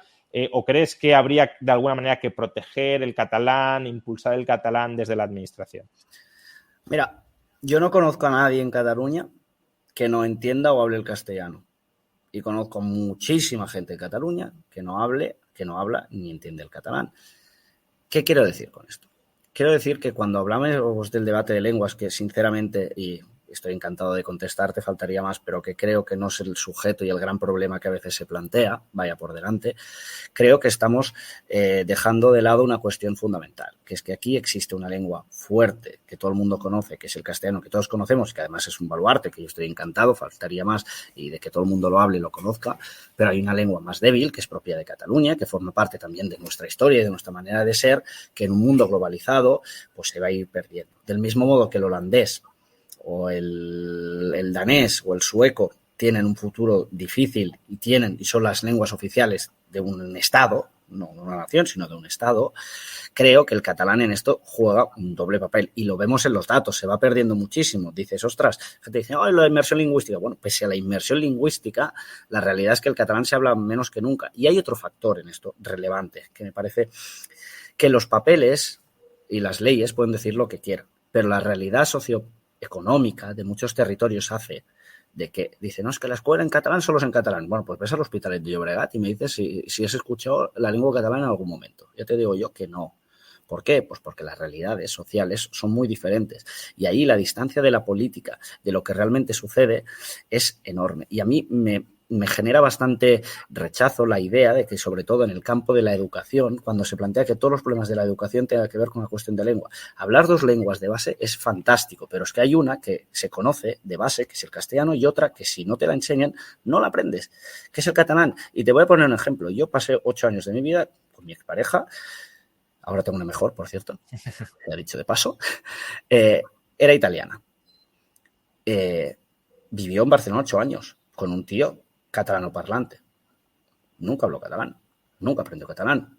Y puedo entenderlo, porque al final yo nunca la forcé a ello, ni mucho menos, ¿no? Pero al fin y al cabo podía vivir tranquilamente en Barcelona sin conocer el catalán, pero yo creo que es bueno que el catalán se potencie, igual que las otras lenguas, porque las lenguas son riqueza y además te permiten, a la hora de pensar, que tu cerebro es bueno hablar lenguas. Yo hablo 4 lenguas en mi vida de forma recurrente. El italiano, que lo hablaba, puedo hablar como nativo, trabajo en inglés y vivo en castellano y en catalán. Y esto creo que es algo positivo y que en los últimos años muchas veces, y en un debate que tuve, y además un señor de Vox, me hablaba el bilingüismo, y me digo, bueno, muy bien, bilingüismo, yo le hablo en castellano, ¿me puede usted hablar en catalán a mí? No sé, digo, coño, pues usted no defiende el bilingüismo, usted defiende el monolingüismo, que es su opción, que es legítima, pero que al fin y al cabo no me venda, como se dice en catalán, supada duro, porque no es cierto todo esto. Con lo cual creo que con la lengua hay una aproximación que es incorrecta y que se han dicho cosas muy gordas que al final, en esencia, no son, muchas veces son medias verdades que se han utilizado políticamente, que si lo de la rotulación, que no sé qué, ves por Barcelona y verás que no, que hay muchos textos que están rotulados en castellano y nadie les ha dicho nada. Es decir, que se ha hecho de esto un magma político y un eje de debate, porque yo entiendo que da votos para unos y para otros, pero que yo no voy a participar de esto porque creo que en el mundo real, en la Cataluña real, esto se produce mucho menos de lo que se dice. Y ya está. Pero al final el argumento que entiendo que articulas es que es legítimo que el Estado desarrolle algún tipo de política cultural en defensa, en este caso, de una lengua que, coincido, si no es a través de la protección o promoción del Estado, probablemente tienda a desaparecer. Pero siendo desde mi punto de vista discutible que el Estado deba tener una política cultural, creo que en general no tiene que tenerla, pero aun cuando, digamos, flexibilizáramos el asunto y nos volviéramos un poco socialdemócratas y dijéramos, bueno, pues algo de política cultural, promover el cine español, el cine catalán, el arte español, la literatura española, la literatura catalana, ¿vale? La cuestión es qué medios empleas para esa política de promoción cultural. Discutámoslo. Y claro, sí, no hay ningún problema. Medios económicos te refieres, entiendo. Bueno, en este caso estamos hablando de obligar a una persona a escolarizarse en catalán, incluso en contra de la voluntad de sus tutores legales que sean sus padres. Entonces, ¿hasta qué punto es legítimo que para preservar una lengua de una comunidad nacional forcemos a que un niño tenga que aprenderla aun cuando sus padres no quieran que la aprenda? Hombre, pues si unos padres no quieren que su hijo aprenda una lengua, el problema no lo tiene la lengua, lo tienen los padres, con todo respeto. Yo no quiero que mis hijos aprendan, no sé, japonés. Bueno, claro, si no vives entiendo que si no es mi prioridad. Vives en Kioto, o si no vives en Kioto ni en Tokio, pues evidentemente te da igual. Pero si vives en un sitio que es Cataluña, donde hay una lengua propia, dos lenguas, el catalán y el castellano, creo que es una cosa que es en positivo, es que te lo enmarco en un... Intentemos darle una mirada positiva a la cosa. Si la miramos en negativo, creo que participamos de esta idea incendiadora que ha existido sobre base de la lengua. ¿Yo sabes quién creo que debería proteger la lengua catalana o promocionarla? Llamemos no proteger, promocionar el propio Estado. ¿Sabes cuál es la única institución? Oiga, un presidente del gobierno de España, en un país donde hay más del 25% de su población que habla de forma normal o otras lenguas, estaría bien que un presidente del gobierno un poco supiera de estas, por cierto. Estaría bien, no digo que tenga que ser obligatorio, evidentemente. Todo eso te lo puedo llegar a comprar. Es decir, integrar las diversas lenguas que se hablan en España como parte de lo que entendemos por cultura española y que la promoción no sea únicamente del español o de la literatura escrita en español. Todo eso, siendo yo contrario a la política cultural, creo que es razonable que si hay una política cultural del Estado español no sea únicamente del español o del castellano. Pero al final, cuando te decía, yo no quiero que mis hijos aprendan japonés, bueno, si ellos lo quieren aprender, que lo aprendan, no me voy a oponer, pero el tiempo que tiene un niño de aprender cosas es un tiempo limitado y hay un coste de oportunidad. Entonces, los padres pueden decir, yo no quiero que aprenda catalán porque el tiempo que destina aprendiendo catalán prefiero que lo destine a aprender inglés, a aprender alemán o a aprender chino, pero no a aprender catalán. Y entiendo perfectamente que otros padres digan, oye, yo vivo en Cataluña, quiero seguir viviendo aquí, hay una lengua que la hablan la mayoría de catalanes aparte del español y por tanto se tiene que integrar en la comunidad, sí que quiero que aprenda catalán. Las dos opciones me parecen legítimas. Lo que no veo por qué hay que imponer una de ellas y hay que imponer que todo el mundo, aunque no lo quiera, tenga que aprender el catalán. Y lo mismo te digo, para que no haya dudas respecto a esto, que ahí es donde creo que muchos, por ejemplo, que suelen hacer el discurso favorable a la libertad de elección de lengua, pecan porque hacen ese discurso desde una perspectiva del nacionalismo español. Lo mismo te digo respecto al español. Es decir, no creo que deba existir una obligación en España de aprender el español. Bueno, vale. Si vamos a las esencias de lo que estás diciendo, en el terreno de la filosofía política, vale.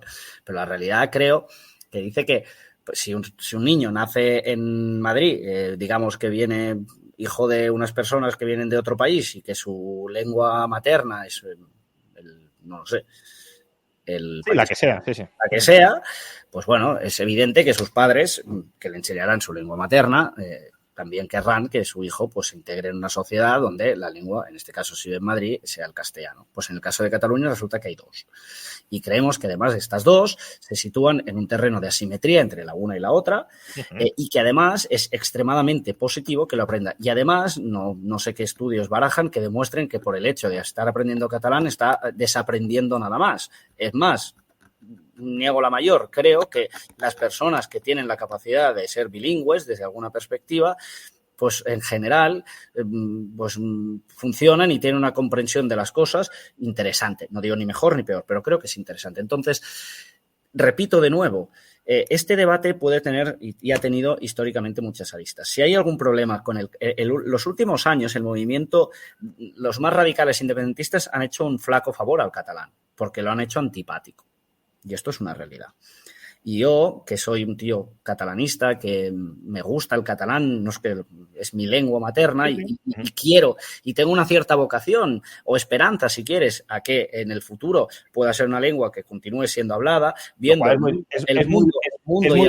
es muy legítimo y por eso existe tejido asociativo de promoción del catalán, que si no está subvencionado ni privilegiado de ninguna manera, como puede estarlo, y también en el español, pues está muy bien que exista justamente para que desde la sociedad No, pero civil vamos a la escuela, evite Juan, la si pérdida, quieres. Tú se me evite la estabas pérdida. hablando, básicamente Claro, me estás yo proponiendo que te hablo hubiera de dos líneas de escuela, una de catalán y una de castellano. Esta era la bueno, propuesta que o, ponías o encima au- de la mesa porque o los ause- padres o pudieran. ausen- o ausencia de regulación al respecto. Es decir, yo creo que habría que ir a un modelo donde cada centro de enseñanza, incluso en la pública, tenga mucha más autonomía a la hora de autoorganizarse. Pero es que ahí, Juan, aquí es donde está el error, discúlpame, porque la realidad socioeconómica y social del país ya hace que esto se produzca.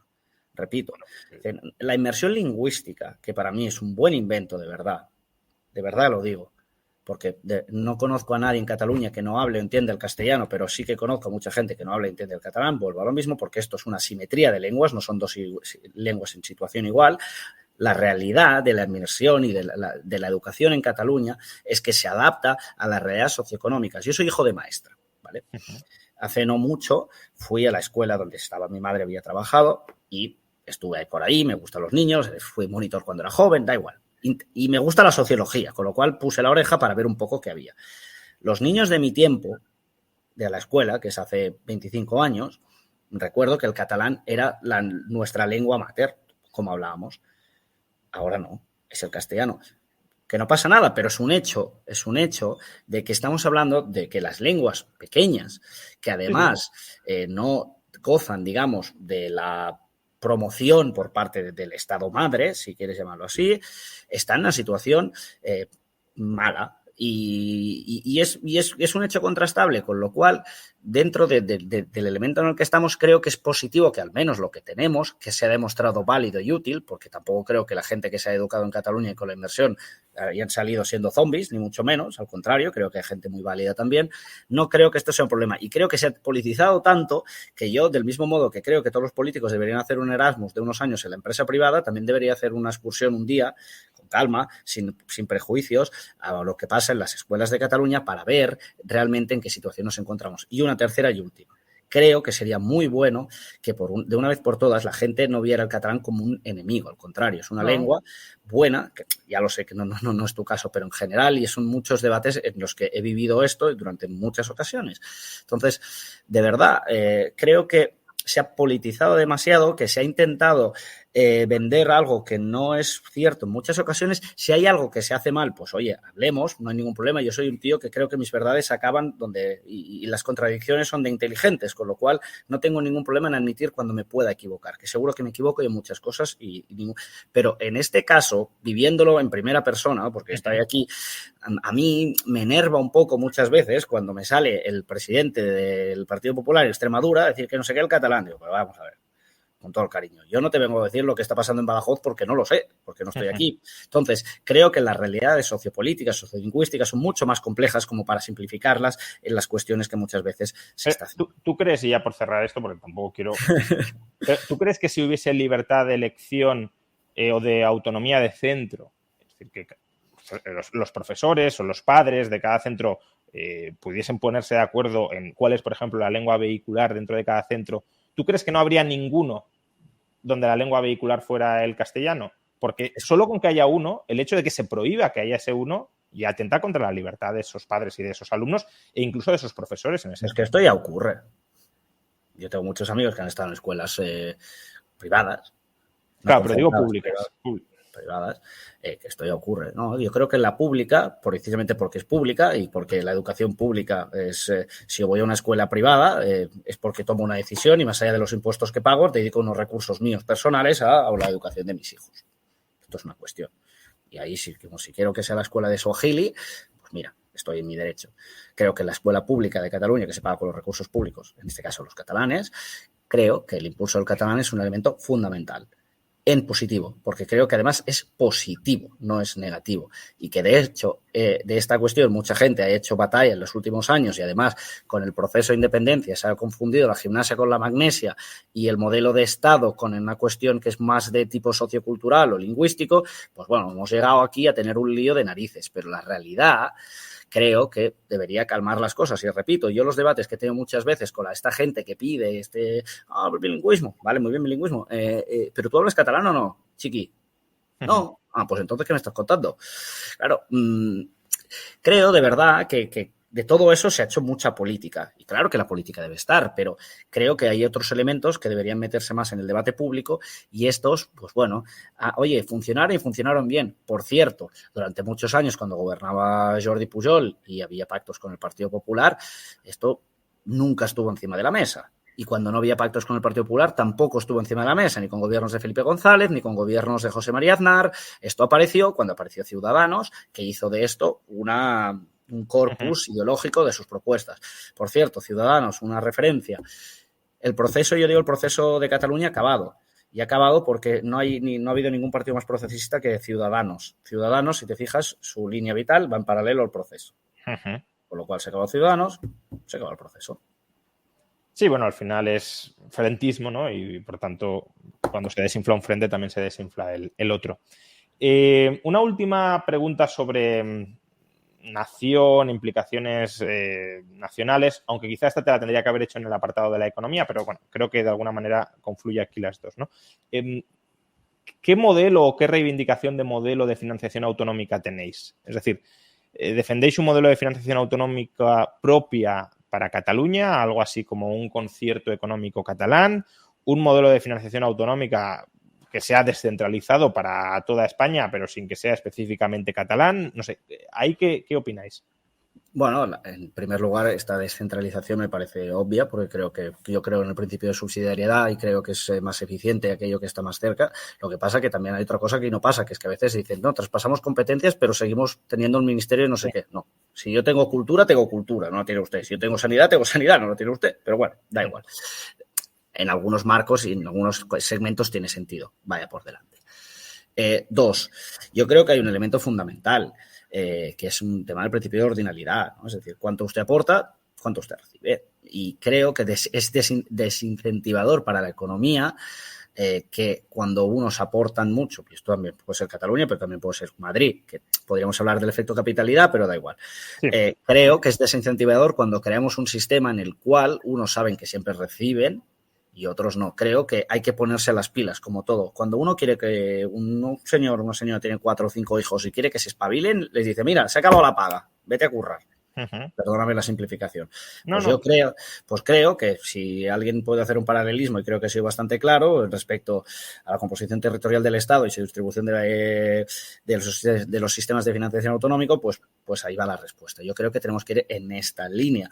Más que nada porque, el que necesita carbón es la locomotora, no el vagón. Y si alguien quiere ser locomotora, maravilloso, ya le vamos a dar un poco más de carbón. Pero si cuando le da mucho carbón resulta que no ha querido ser locomotora, por las razones que sea, pues entiende que la locomotora, al menos cuando ya está. Oye, y ha pasado, y yo celebro que realmente hay territorios y comunidades de España que en los últimos años han mejorado muchísimo, pese a que a Cataluña le ha ido mal y que a veces cuando viene una gran empresa y decide irse a otro sitio piensas, ostras, pero bueno, oye, es competencia, es sana, o sea, lo que tenemos que hacer es competir bien, pero también creo que en Cataluña sí que existe históricamente y contrastablemente sistema de financiación que no acaba de ser justo, además con el hecho de que el efecto capitalidad que puede tener Madrid, que es lo que hay, porque es la capital y va a seguir siéndolo, pues así, hay otro elemento, Juan, permíteme. Ostras, hay un elemento de ejemplificación de aeropuertos que siempre me ha parecido muy relevante. Muchas veces, ahora no tanto, y creo que el presidente de AENA actual, Maurici Lucena, que además es buen amigo mío, aprovecho para saludarle si está por aquí, lo hace mejor. Pero históricamente, cuando una compañía aérea internacional o de países alejados quería venir a España, le decían, vale, y dice, no, quiero ir a Barcelona, sí, pero me tiene que usted poner un vuelo a Madrid. Bueno, ¿por qué? Sí. No, porque tal. O sea, yo no he conocido nunca a un berlinés que se enfade porque el aeropuerto de Frankfurt tenga más tráfico que el de Berlín. Y aquí en España muchas veces ha existido la percepción, desde una visión un poco madrileño-céntrica, si me permites, de que todo tiene que pasar por Madrid. Y en este sentido, yo aspiro, en tanto que político catalán y catalanista, y en eso voy a trabajar para que en los próximos 10, 15, 20 años la capital económica de España sea Barcelona, pero no lo será porque habrá unos impuestos, lo será porque crearemos las condiciones para que las empresas a igualdad de oportunidades, pues puedan venir aquí. Y me parece que es sana esta competencia, cosas que en los últimos años no se ha producido. Es decir, al final, cuando hablan, ya hay un concepto que nunca me ha gustado, pero que existe, que es los separatistas, ¿no? Bueno, pues en España hay separatistas y separadores. Y sobre todo lo que hay son muchos partidos políticos que tienen muchos bidones de gasolina y que viven de ello. Y que de ello han hecho un negocio, una forma de retención de voto espectacular en Cataluña y en el resto del Estado. Estamos intentando, desde este humilde espacio político que represento, cambiar todo esto. Coño, ¿es muy complicado? Pues sí, ya lo sé que es muy complicado. Pero, ¿por qué no? Yo creo que vale la pena luchar por lo que uno cree, ¿no? Uh-huh.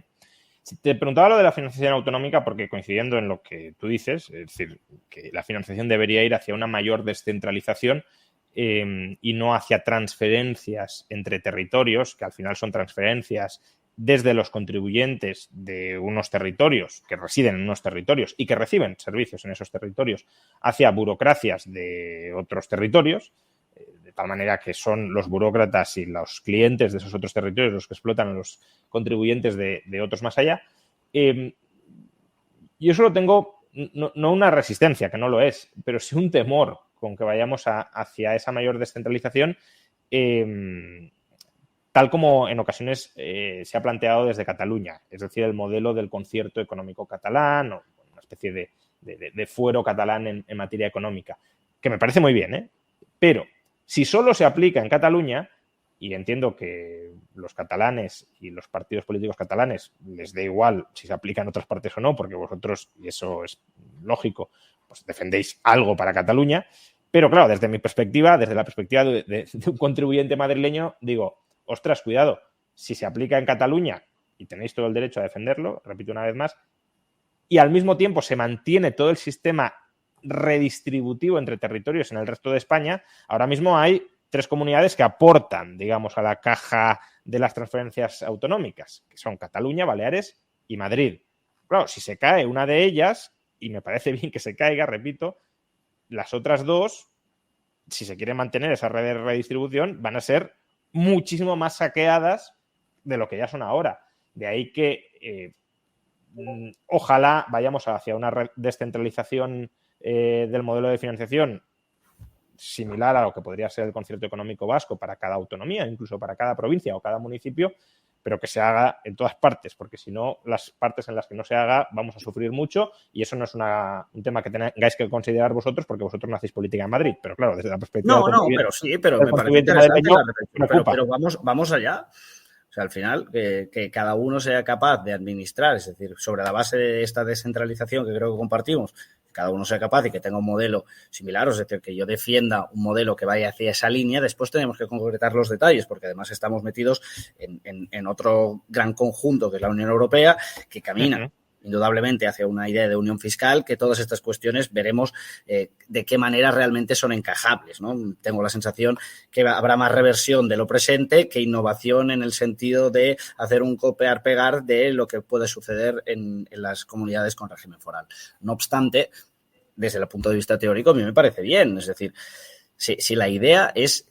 yo creo que la cuestión del incentivo a hacer las cosas desde la perspectiva tanto individual como en este caso administrativa, territorial, debería ser interesante. O sea, para que la gente cree ideas, para espabilar muchas veces tienes que tener una necesidad. Yo, cuando empecé a emprender cosas en campos diferentes, pues porque tenía una necesidad, en este caso, pues hombre, pues de ganar dinero, obviamente, cosa que me parece legítima, ¿no? Entonces, creo que lo que tenemos que generar son las condiciones para que exista el incentivo a que también estas comunidades, todas ellas, pues puedan jugar a tener que, con perdón de la expresión, cierta idea de tirar hacia adelante por ellas mismas. Pues bueno, pues me parece sano. El problema es que nos hemos quedado medio camino en muchas cosas en España. Es decir, configuramos a partir de la aprobación de la Constitución en el 78 un sistema que se quedó a medias entre un federalismo real, no real, con unos condicionantes históricos para unos territorios, con otros que no, que además las definiciones de lo que son los territorios, los de régimen común, los de no sé cuántos, que estamos a medio camino. Ahora, a ver qué es el listo que ahora va y cambia la Constitución con el ruido que tenemos y con los personajes que hay en la política española, porque claro, algunos te van a vender que está cayendo el apocalipsis, el otro que no sé qué. Bueno, porque también creo que para que todo esto pueda pasar, deberíamos elevar el nivel de la política. Lo siento mucho, ya sé que puede quedar un punto prepotente, pero es que realmente lo creo. Y deberíamos tener representantes políticos que, del mismo modo que en su día, ostras, nadie pone en duda que Manuel Fraga o Santiago Carrillo, que estaban en las antípodas, se pudieron sentar, o Miquel Roca Junyent, uno de los padres de la Constitución, por cierto, después de muchos años diputado de Convergencia y Unió y gran referente mío. Bueno, pues el problema es que no estamos en este estadio, y lo que intento promover en la medida de lo que somos nosotros y nuestra dimensión es que podamos llegar en algún momento a un escenario donde los principales partidos políticos tengan representantes valientes que al mismo tiempo sean capaces de hablar de estas cosas que son de carácter estructural, porque en este sentido estamos a medio camino en temas de sistemas de financiación. Bueno, medio camino, y depende del momento y de la dependencia política de uno para el otro y el otro para allá. Es que estamos... No sé, mi percepción es esta, que estamos un poco a medias en muchas cosas. Y el problema es que los cambios estructurales requieren de unas mayorías sólidas, no absolutas, sino de 2/3 muchas veces de las cámaras para hacer cosa que me parece imposible. Del mismo modo que yo defendí durante el 2015, cuando todo el mundo en Cataluña defendía una cosa, yo defendí, oiga, no se trata de si me gustaría o me dejaría de gustar esto. Lo que estoy diciendo es que no se va a producir porque en Cataluña hay un nivel de vida ciertamente elevado, igual que en toda España, y el incentivo a irse a hacer la revolución, que es la única manera, pues no se va a producir. Y mira, lo siento, pero tenía razón, ¿no? Bueno, pues del mismo modo creo que para generar los condicionantes para que se puedan hacer cambios estructurales en este país, en materia económica, en materia de sistemas de financiación, en materia de definición de lo que queramos ser de mayores, etcétera, etcétera, etcétera, deberíamos aspirar a que todos los partidos políticos hubieran unos representantes que tuvieran alguna interacción entre ellos, un diálogo fuera de los focos muchas veces, en el que pudieran interactuar con profesionales, con historiadores, con economistas, con quien sea, para ver dónde queremos ir, porque la sensación es que no tenemos muy claro dónde queremos ir. Vamos, bueno, pues a las elecciones pasado mañana, ya lo veremos, pero no habrá una propuesta estructural de futuro. Y me parece que el gran drama que tenemos es este. En Francia puede gustar más o menos, pero tener un presidente que tiene algunas ideas claras. Después puede hacer lo que puede hacer, porque la política también pues tiene muchas limitaciones.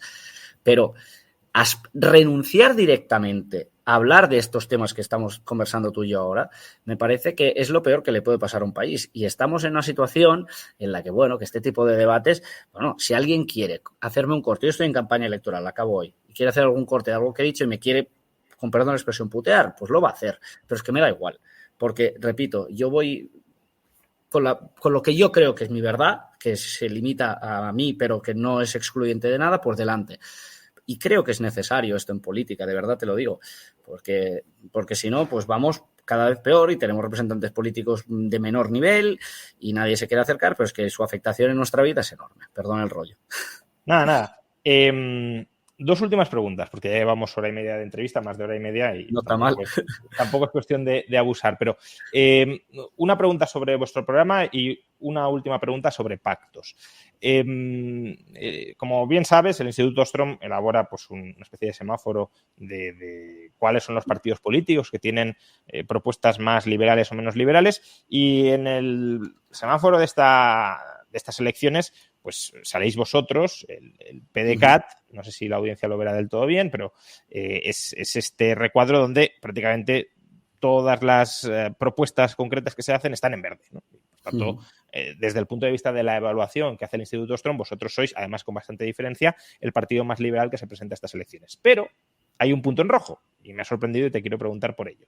Y es, tenéis un punto en rojo en la regulación garantista de la gestación subrogada. ¿Cuál es vuestra posición al respecto? ¿No os pronunciáis? ¿Estáis en contra?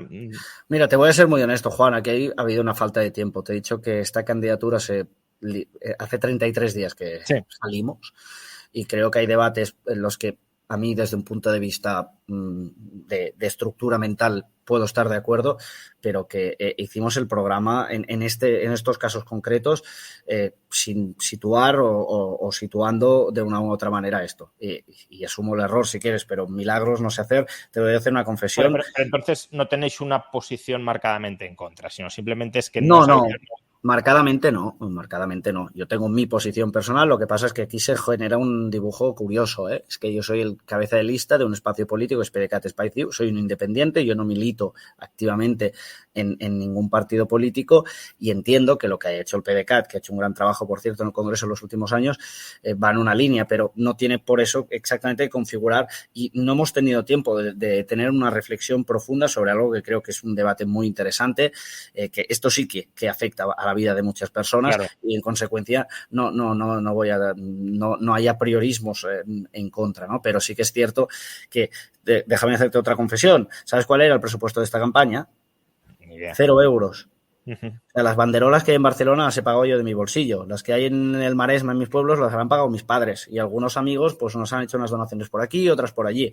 Gasto total de la campaña creo que son 15 o 16.000 euros. Como saquemos lo que parece que vamos a sacar, porque vamos a entrar y ya me parece que la información y todo el mundo ya lo empieza a ver muy bien, un buen resultado, que se hagan un planteamiento muchos de cómo se puede hacer una campaña, como decimos en catalán, con una sabata y una espardeña, es decir, sin casi nada, pero con una ventaja, con la fuerza de un mensaje que al menos los que lo decimos no vamos encorsetados. Porque lo habrás podido comprobar, no tengo la necesidad ni las ganas de intentar vender la moto a la gente. Yo digo lo que pensamos muchos catalanes y por eso nos hemos presentado a estas elecciones. Oye, y seguro que hay cosas que la gente pues va a discrepar, pues faltaría más. Es que si no discrepa me preocuparía. Yo no quiero adeptos ni quiero ser el héroe de nadie. Simplemente quiero proponer un cambio de época para Cataluña y la percepción que tenemos, Juan, es que esto está yendo, permíteme la expresión, de cojones. Y que la gente ha habido como un despertar general en la población catalana, ha escuchado nuestras propuestas y, ostras, pues no está mal, y al menos, y la línea argumental que más me gusta de todo el mundo es, al menos son honestos y dicen, y no nos quieren vender motos. Yo no se la quiero vender a nadie la moto, ya te lo digo, yo estoy en política por vocación y no para buscar un trabajo. Vais a entrar, o parece, o tenéis la expectativa de que vais a entrar en el Congreso, y la última pregunta es justamente sobre quizá uno de los primeros temas que si estáis en el Congreso tendréis que decidir. Bueno, quizá no, el primer tema que tendréis que decidir, y es a quién apoyáis para que sea el próximo presidente de España. Si es que es necesario vuestro apoyo, que a lo mejor no lo es y por tanto tampoco es muy relevante. Pero podríais llegar a ser decisivos. Entonces, he leído declaraciones tuyas en las que no te cierras a apoyar una candidatura de Feijóo siempre que Feijóo no se alíe con Vox. Es decir, la línea roja si es que no haya un pacto de investidura PP-Vox, o cuál sería, quiero decir, entiendo que si entra Vox en el gobierno, absolutamente no. Pero si Vox vota a favor del PP con un acuerdo programático sin entrar en el gobierno y es un acuerdo programático que no desborde vuestras líneas rojas, ahí sí lo podríais apoyar, o simplemente que esté Vox ya es una línea roja. A ver, déjame hacer una previa. Vox es que para mí es un partido que sin el proceso catalán tampoco existiría. O sea, otros inflamadores y además que me parece que son de un tipo populista tan extremo que no comparto. Por cierto, no son los únicos partidos, no es el único partido populista de España, vaya por delante esto también. Pero hay un elemento de Vox que es esta idea, de este furor, digamos, anticatalanista con esta idea castellana de España que, claro, es que va en contra de una parte de lo que yo soy y son mis compañeros, con lo cual no. Ahora bien, ¿con Feijóo y hablar? Pues sí, claro. Es que yo en el Parlamento, hasta donde tengo entendido, y los ciudadanos nos pagarán el sueldo a través de sus impuestos, tengo que trabajar y hacer parlamentarismo. Y parlamentarismo es negociar y parlamentarismo es hablar con todo el mundo. Además, tal y como parece, Feijóo puede estar en una condición más cercana hoy a la presidencia del gobierno de lo que puede estar Pedro Sánchez a partir del domingo, con quien también vamos a hablar, con Sánchez, evidentemente. Ahora bien, si puede darse una opción en la cual Feijóo pueda presidir el gobierno sin tenerse que apoyar en Vox. Y si esto ocurriera sería una gran noticia, no para los catalanes, sino para el conjunto de los españoles, ¿no? Porque en este sentido creo que tenemos muchas diferencias con el Partido Popular y con el Partido Socialista, pero digamos que nos movemos dentro de unos marcos de la lógica de la política, ¿no? Y en consecuencia, nosotros somos el único partido catalán y catalanista que ha dicho abiertamente que está abierto a hablar con Feijóo. Sí. Y vamos a intentar llegar a pactos en dos líneas para mí fundamentales. Y creo que las he comentado de forma más amplia, ¿no? La primera, hacer política del anticatalanismo me parece un grave error. incendiar las pasiones de la gente y las emociones me parece una irresponsabilidad y demasiadas personas, demasiados políticos lo han hecho en los últimos años, aquí y allí. Con lo cual nosotros, como he dicho, somos unos bomberos y no unos pirómanos. Primera cuestión. Segundo, referente a cuestión económica. Pero cuando yo me refiero a la cuestión económica con el Partido Popular, no solo me refiero a la financiación de Cataluña y Cataluña y Cataluña. Me refiero a que nosotros vamos a participar activamente en la política española y que vamos a intentar influir para que haya todas estas cuestiones que ponía encima de la mesa no solo eran para Cataluña. Yo voy a hacer lobby para Cataluña, te voy a ser práctico, pero no voy a hacer solo lobby para Cataluña. Quiero participar de la política española, quiero influir, quiero que el modelo de sociedad en el que creemos desde PDeCAT Espaiciu pues pueda aplicarse. Y creo que aquí puede haber elementos de acuerdo con el Partido Nacionalista Vasco, con el Partido Popular, etcétera, etcétera. Con lo cual, si el dibujo a partir del domingo es un Feijóo que puede elegir un pacto con partidos como el Partido Nacionalista Vasco, como PDeCAT Espaiciu o Vox, creo que para España sería bueno que estos dos partidos tuvieran una cierta influencia en este gobierno y no los demás, ¿no? Bueno, pero dime. No sé si me has contestado del todo. Es decir, entiendo que si Vox está en el gobierno no habrá ni siquiera conversación ni apoyo, pero si Vox no entra en el gobierno y llega a un acuerdo de investidura con el PP, cuyos puntos esenciales no comprometen nada, que probablemente sea complicado, pero pongámonos en ese escenario. Es que es muy complicado, pero vale, sí, te lo compro. Primero porque ya tendrá los votos suficientes. No. Imaginad que no los tiene. Es decir, imaginad que, no sé, por ejemplo, PP tiene 130, Vox tiene 40 y faltan pues los del PNV y PDeCAT. Y llegan a un acuerdo de investidura PP y Vox y les faltan, pues, entre otros, tu voto para llegar a la mayoría.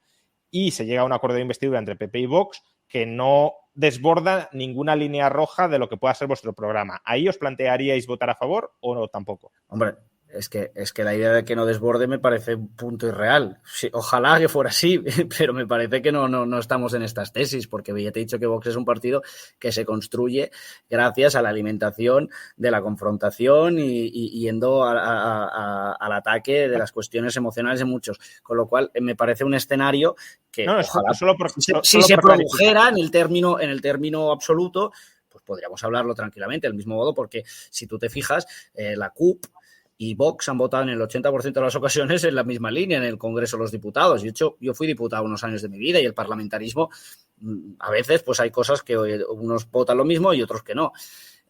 Con lo cual, este escenario, bueno, si se produce, pues sería el que se produce, pero me parece que es un tanto irreal en mi opinión. Lo que sí que creo que puede ser real y es importante es que si el PP, en vez de tener que pactar con un partido totalmente estatista, pro-Estado, como es Vox, que dice, yo voy a dejar impuestos, pero al mismo tiempo quiero un Estado muy, muy fuerte. Me parece una contradicción en sí misma, pero bueno, da igual.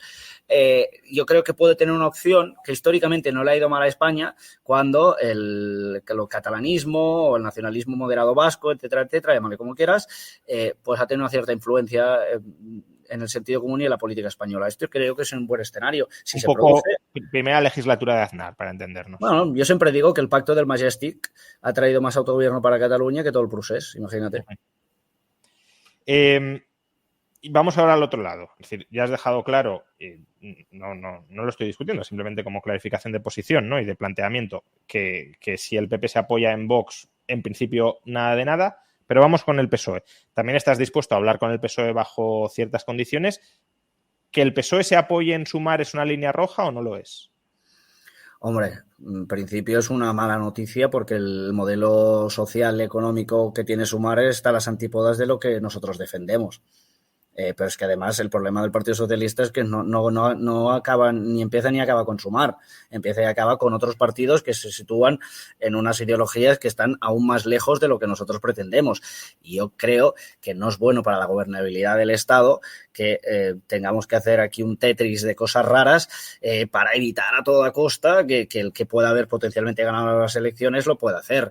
Creo que es un flaco favor a la ciudadanía y en nombre de no sé qué idea enorme de que unos son los buenos y los otros los malos, yo no voy a participar de esto, sinceramente. O sea, del mismo modo que te digo, si Sánchez gana las elecciones, claro, o que no está en disposición real de gobernar, nos vamos a sentar con él y a negociar, y si está a Sumar no nos gusta nada, pero vamos a ver qué dicen, cosa que creo que va a generar tantas contradicciones que veo muy difícil un acuerdo, sinceramente, porque claro, si yo defiendo que hay que bajar los impuestos y el otro me dice que tiene que subir, si yo defiendo que el Estado tiene que ser funcional y el otro me dice que tiene que ser más engrasado, etcétera, me parece difícil, pero bueno, dentro de este margen, pues bueno, pues que el problema es que estamos en un escenario donde estos complementos que pueden aparecer son tantos que para el día a día de la gobernabilidad me parecen muy complicados, ¿no? Nosotros estaremos para el sentido común y que haya un buen gobierno y funcione desde nuestro humilde punto de vista, ¿no?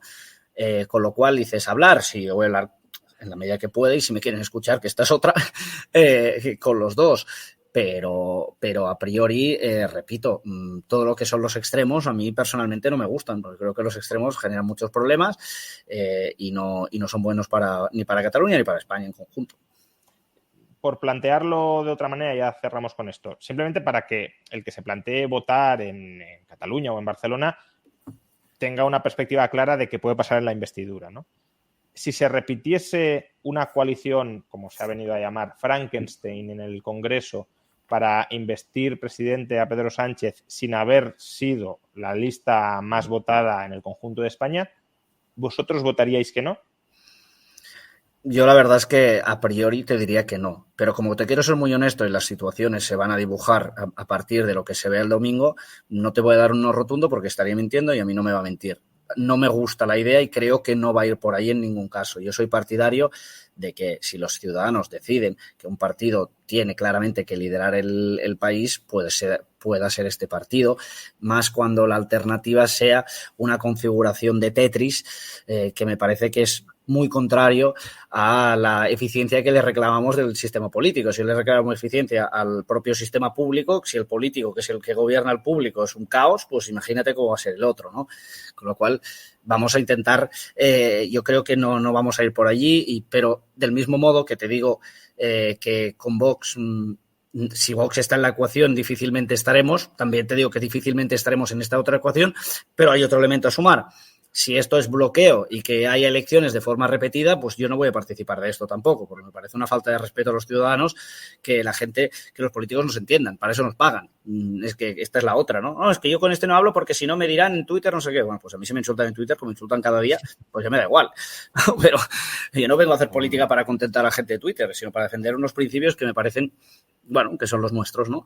A partir de ahí, quédate con el mensaje de que apoyaremos a la gobernabilidad en el buen sentido para uno o el otro, defendiendo evidentemente nuestros intereses, que para eso nos vota la gente, pero al mismo tiempo desde la lógica y el sentido común y no desde el postureo de quedar bien con no sé quién, porque aquí la gente le gusta quedar bien con gente que no le vota, que este es otro debate que hemos tenido, pero quedaría para rato. Muy bien, pues muchas gracias, Roger Montañola, candidato, cabeza de lista del PDeCAT en Cataluña. El único candidato que se ha reivindicado liberal en estas elecciones y que, por lo que decís, por las sensaciones que tenéis, creéis que estáis en posición de poder entrar en el Congreso en las elecciones del próximo 23 de julio. Pues muchas gracias por acompañarnos, muchas gracias Gracias, Juan. por esta entrevista, en ocasiones debate, pero donde creo que se han confrontado puntos de vista y se han clarificado puntos de vista de cara a que en las elecciones del domingo tus potenciales votantes tengan más o menos claro qué planteas, qué propones, qué se pueden encontrar, qué no se pueden encontrar. Y lo he dicho, muchas gracias por pasarte por aquí. No, gracias a ti, un placer, Juan, ya te lo he dicho al principio y espero poderte conocer en persona ahora que me voy a hacer las maletas para Madrid. Eso es. Bien, pues seguro que sí, seguro que habrá ocasión. Un fuerte abrazo. Muchas gracias, Roger, por Adiós. pasarte. Y nada, pues a todos los demás, muchas gracias por acompañarnos en estas casi 2 horas de entrevista. Nos volveremos a ver el domingo con tertulia electoral, iremos comentando los resultados y veremos si Roger finalmente consigue escaño o no lo consigue. Y como ya os dije, el próximo lunes analizaremos por la noche el resultado de las elecciones, ya con más calma, ya con todos los datos disponibles, con el profesor Miguel Anxo Bastos. Nos vemos el domingo y el lunes en cada uno de estos directos. Muchas gracias a todos vosotros.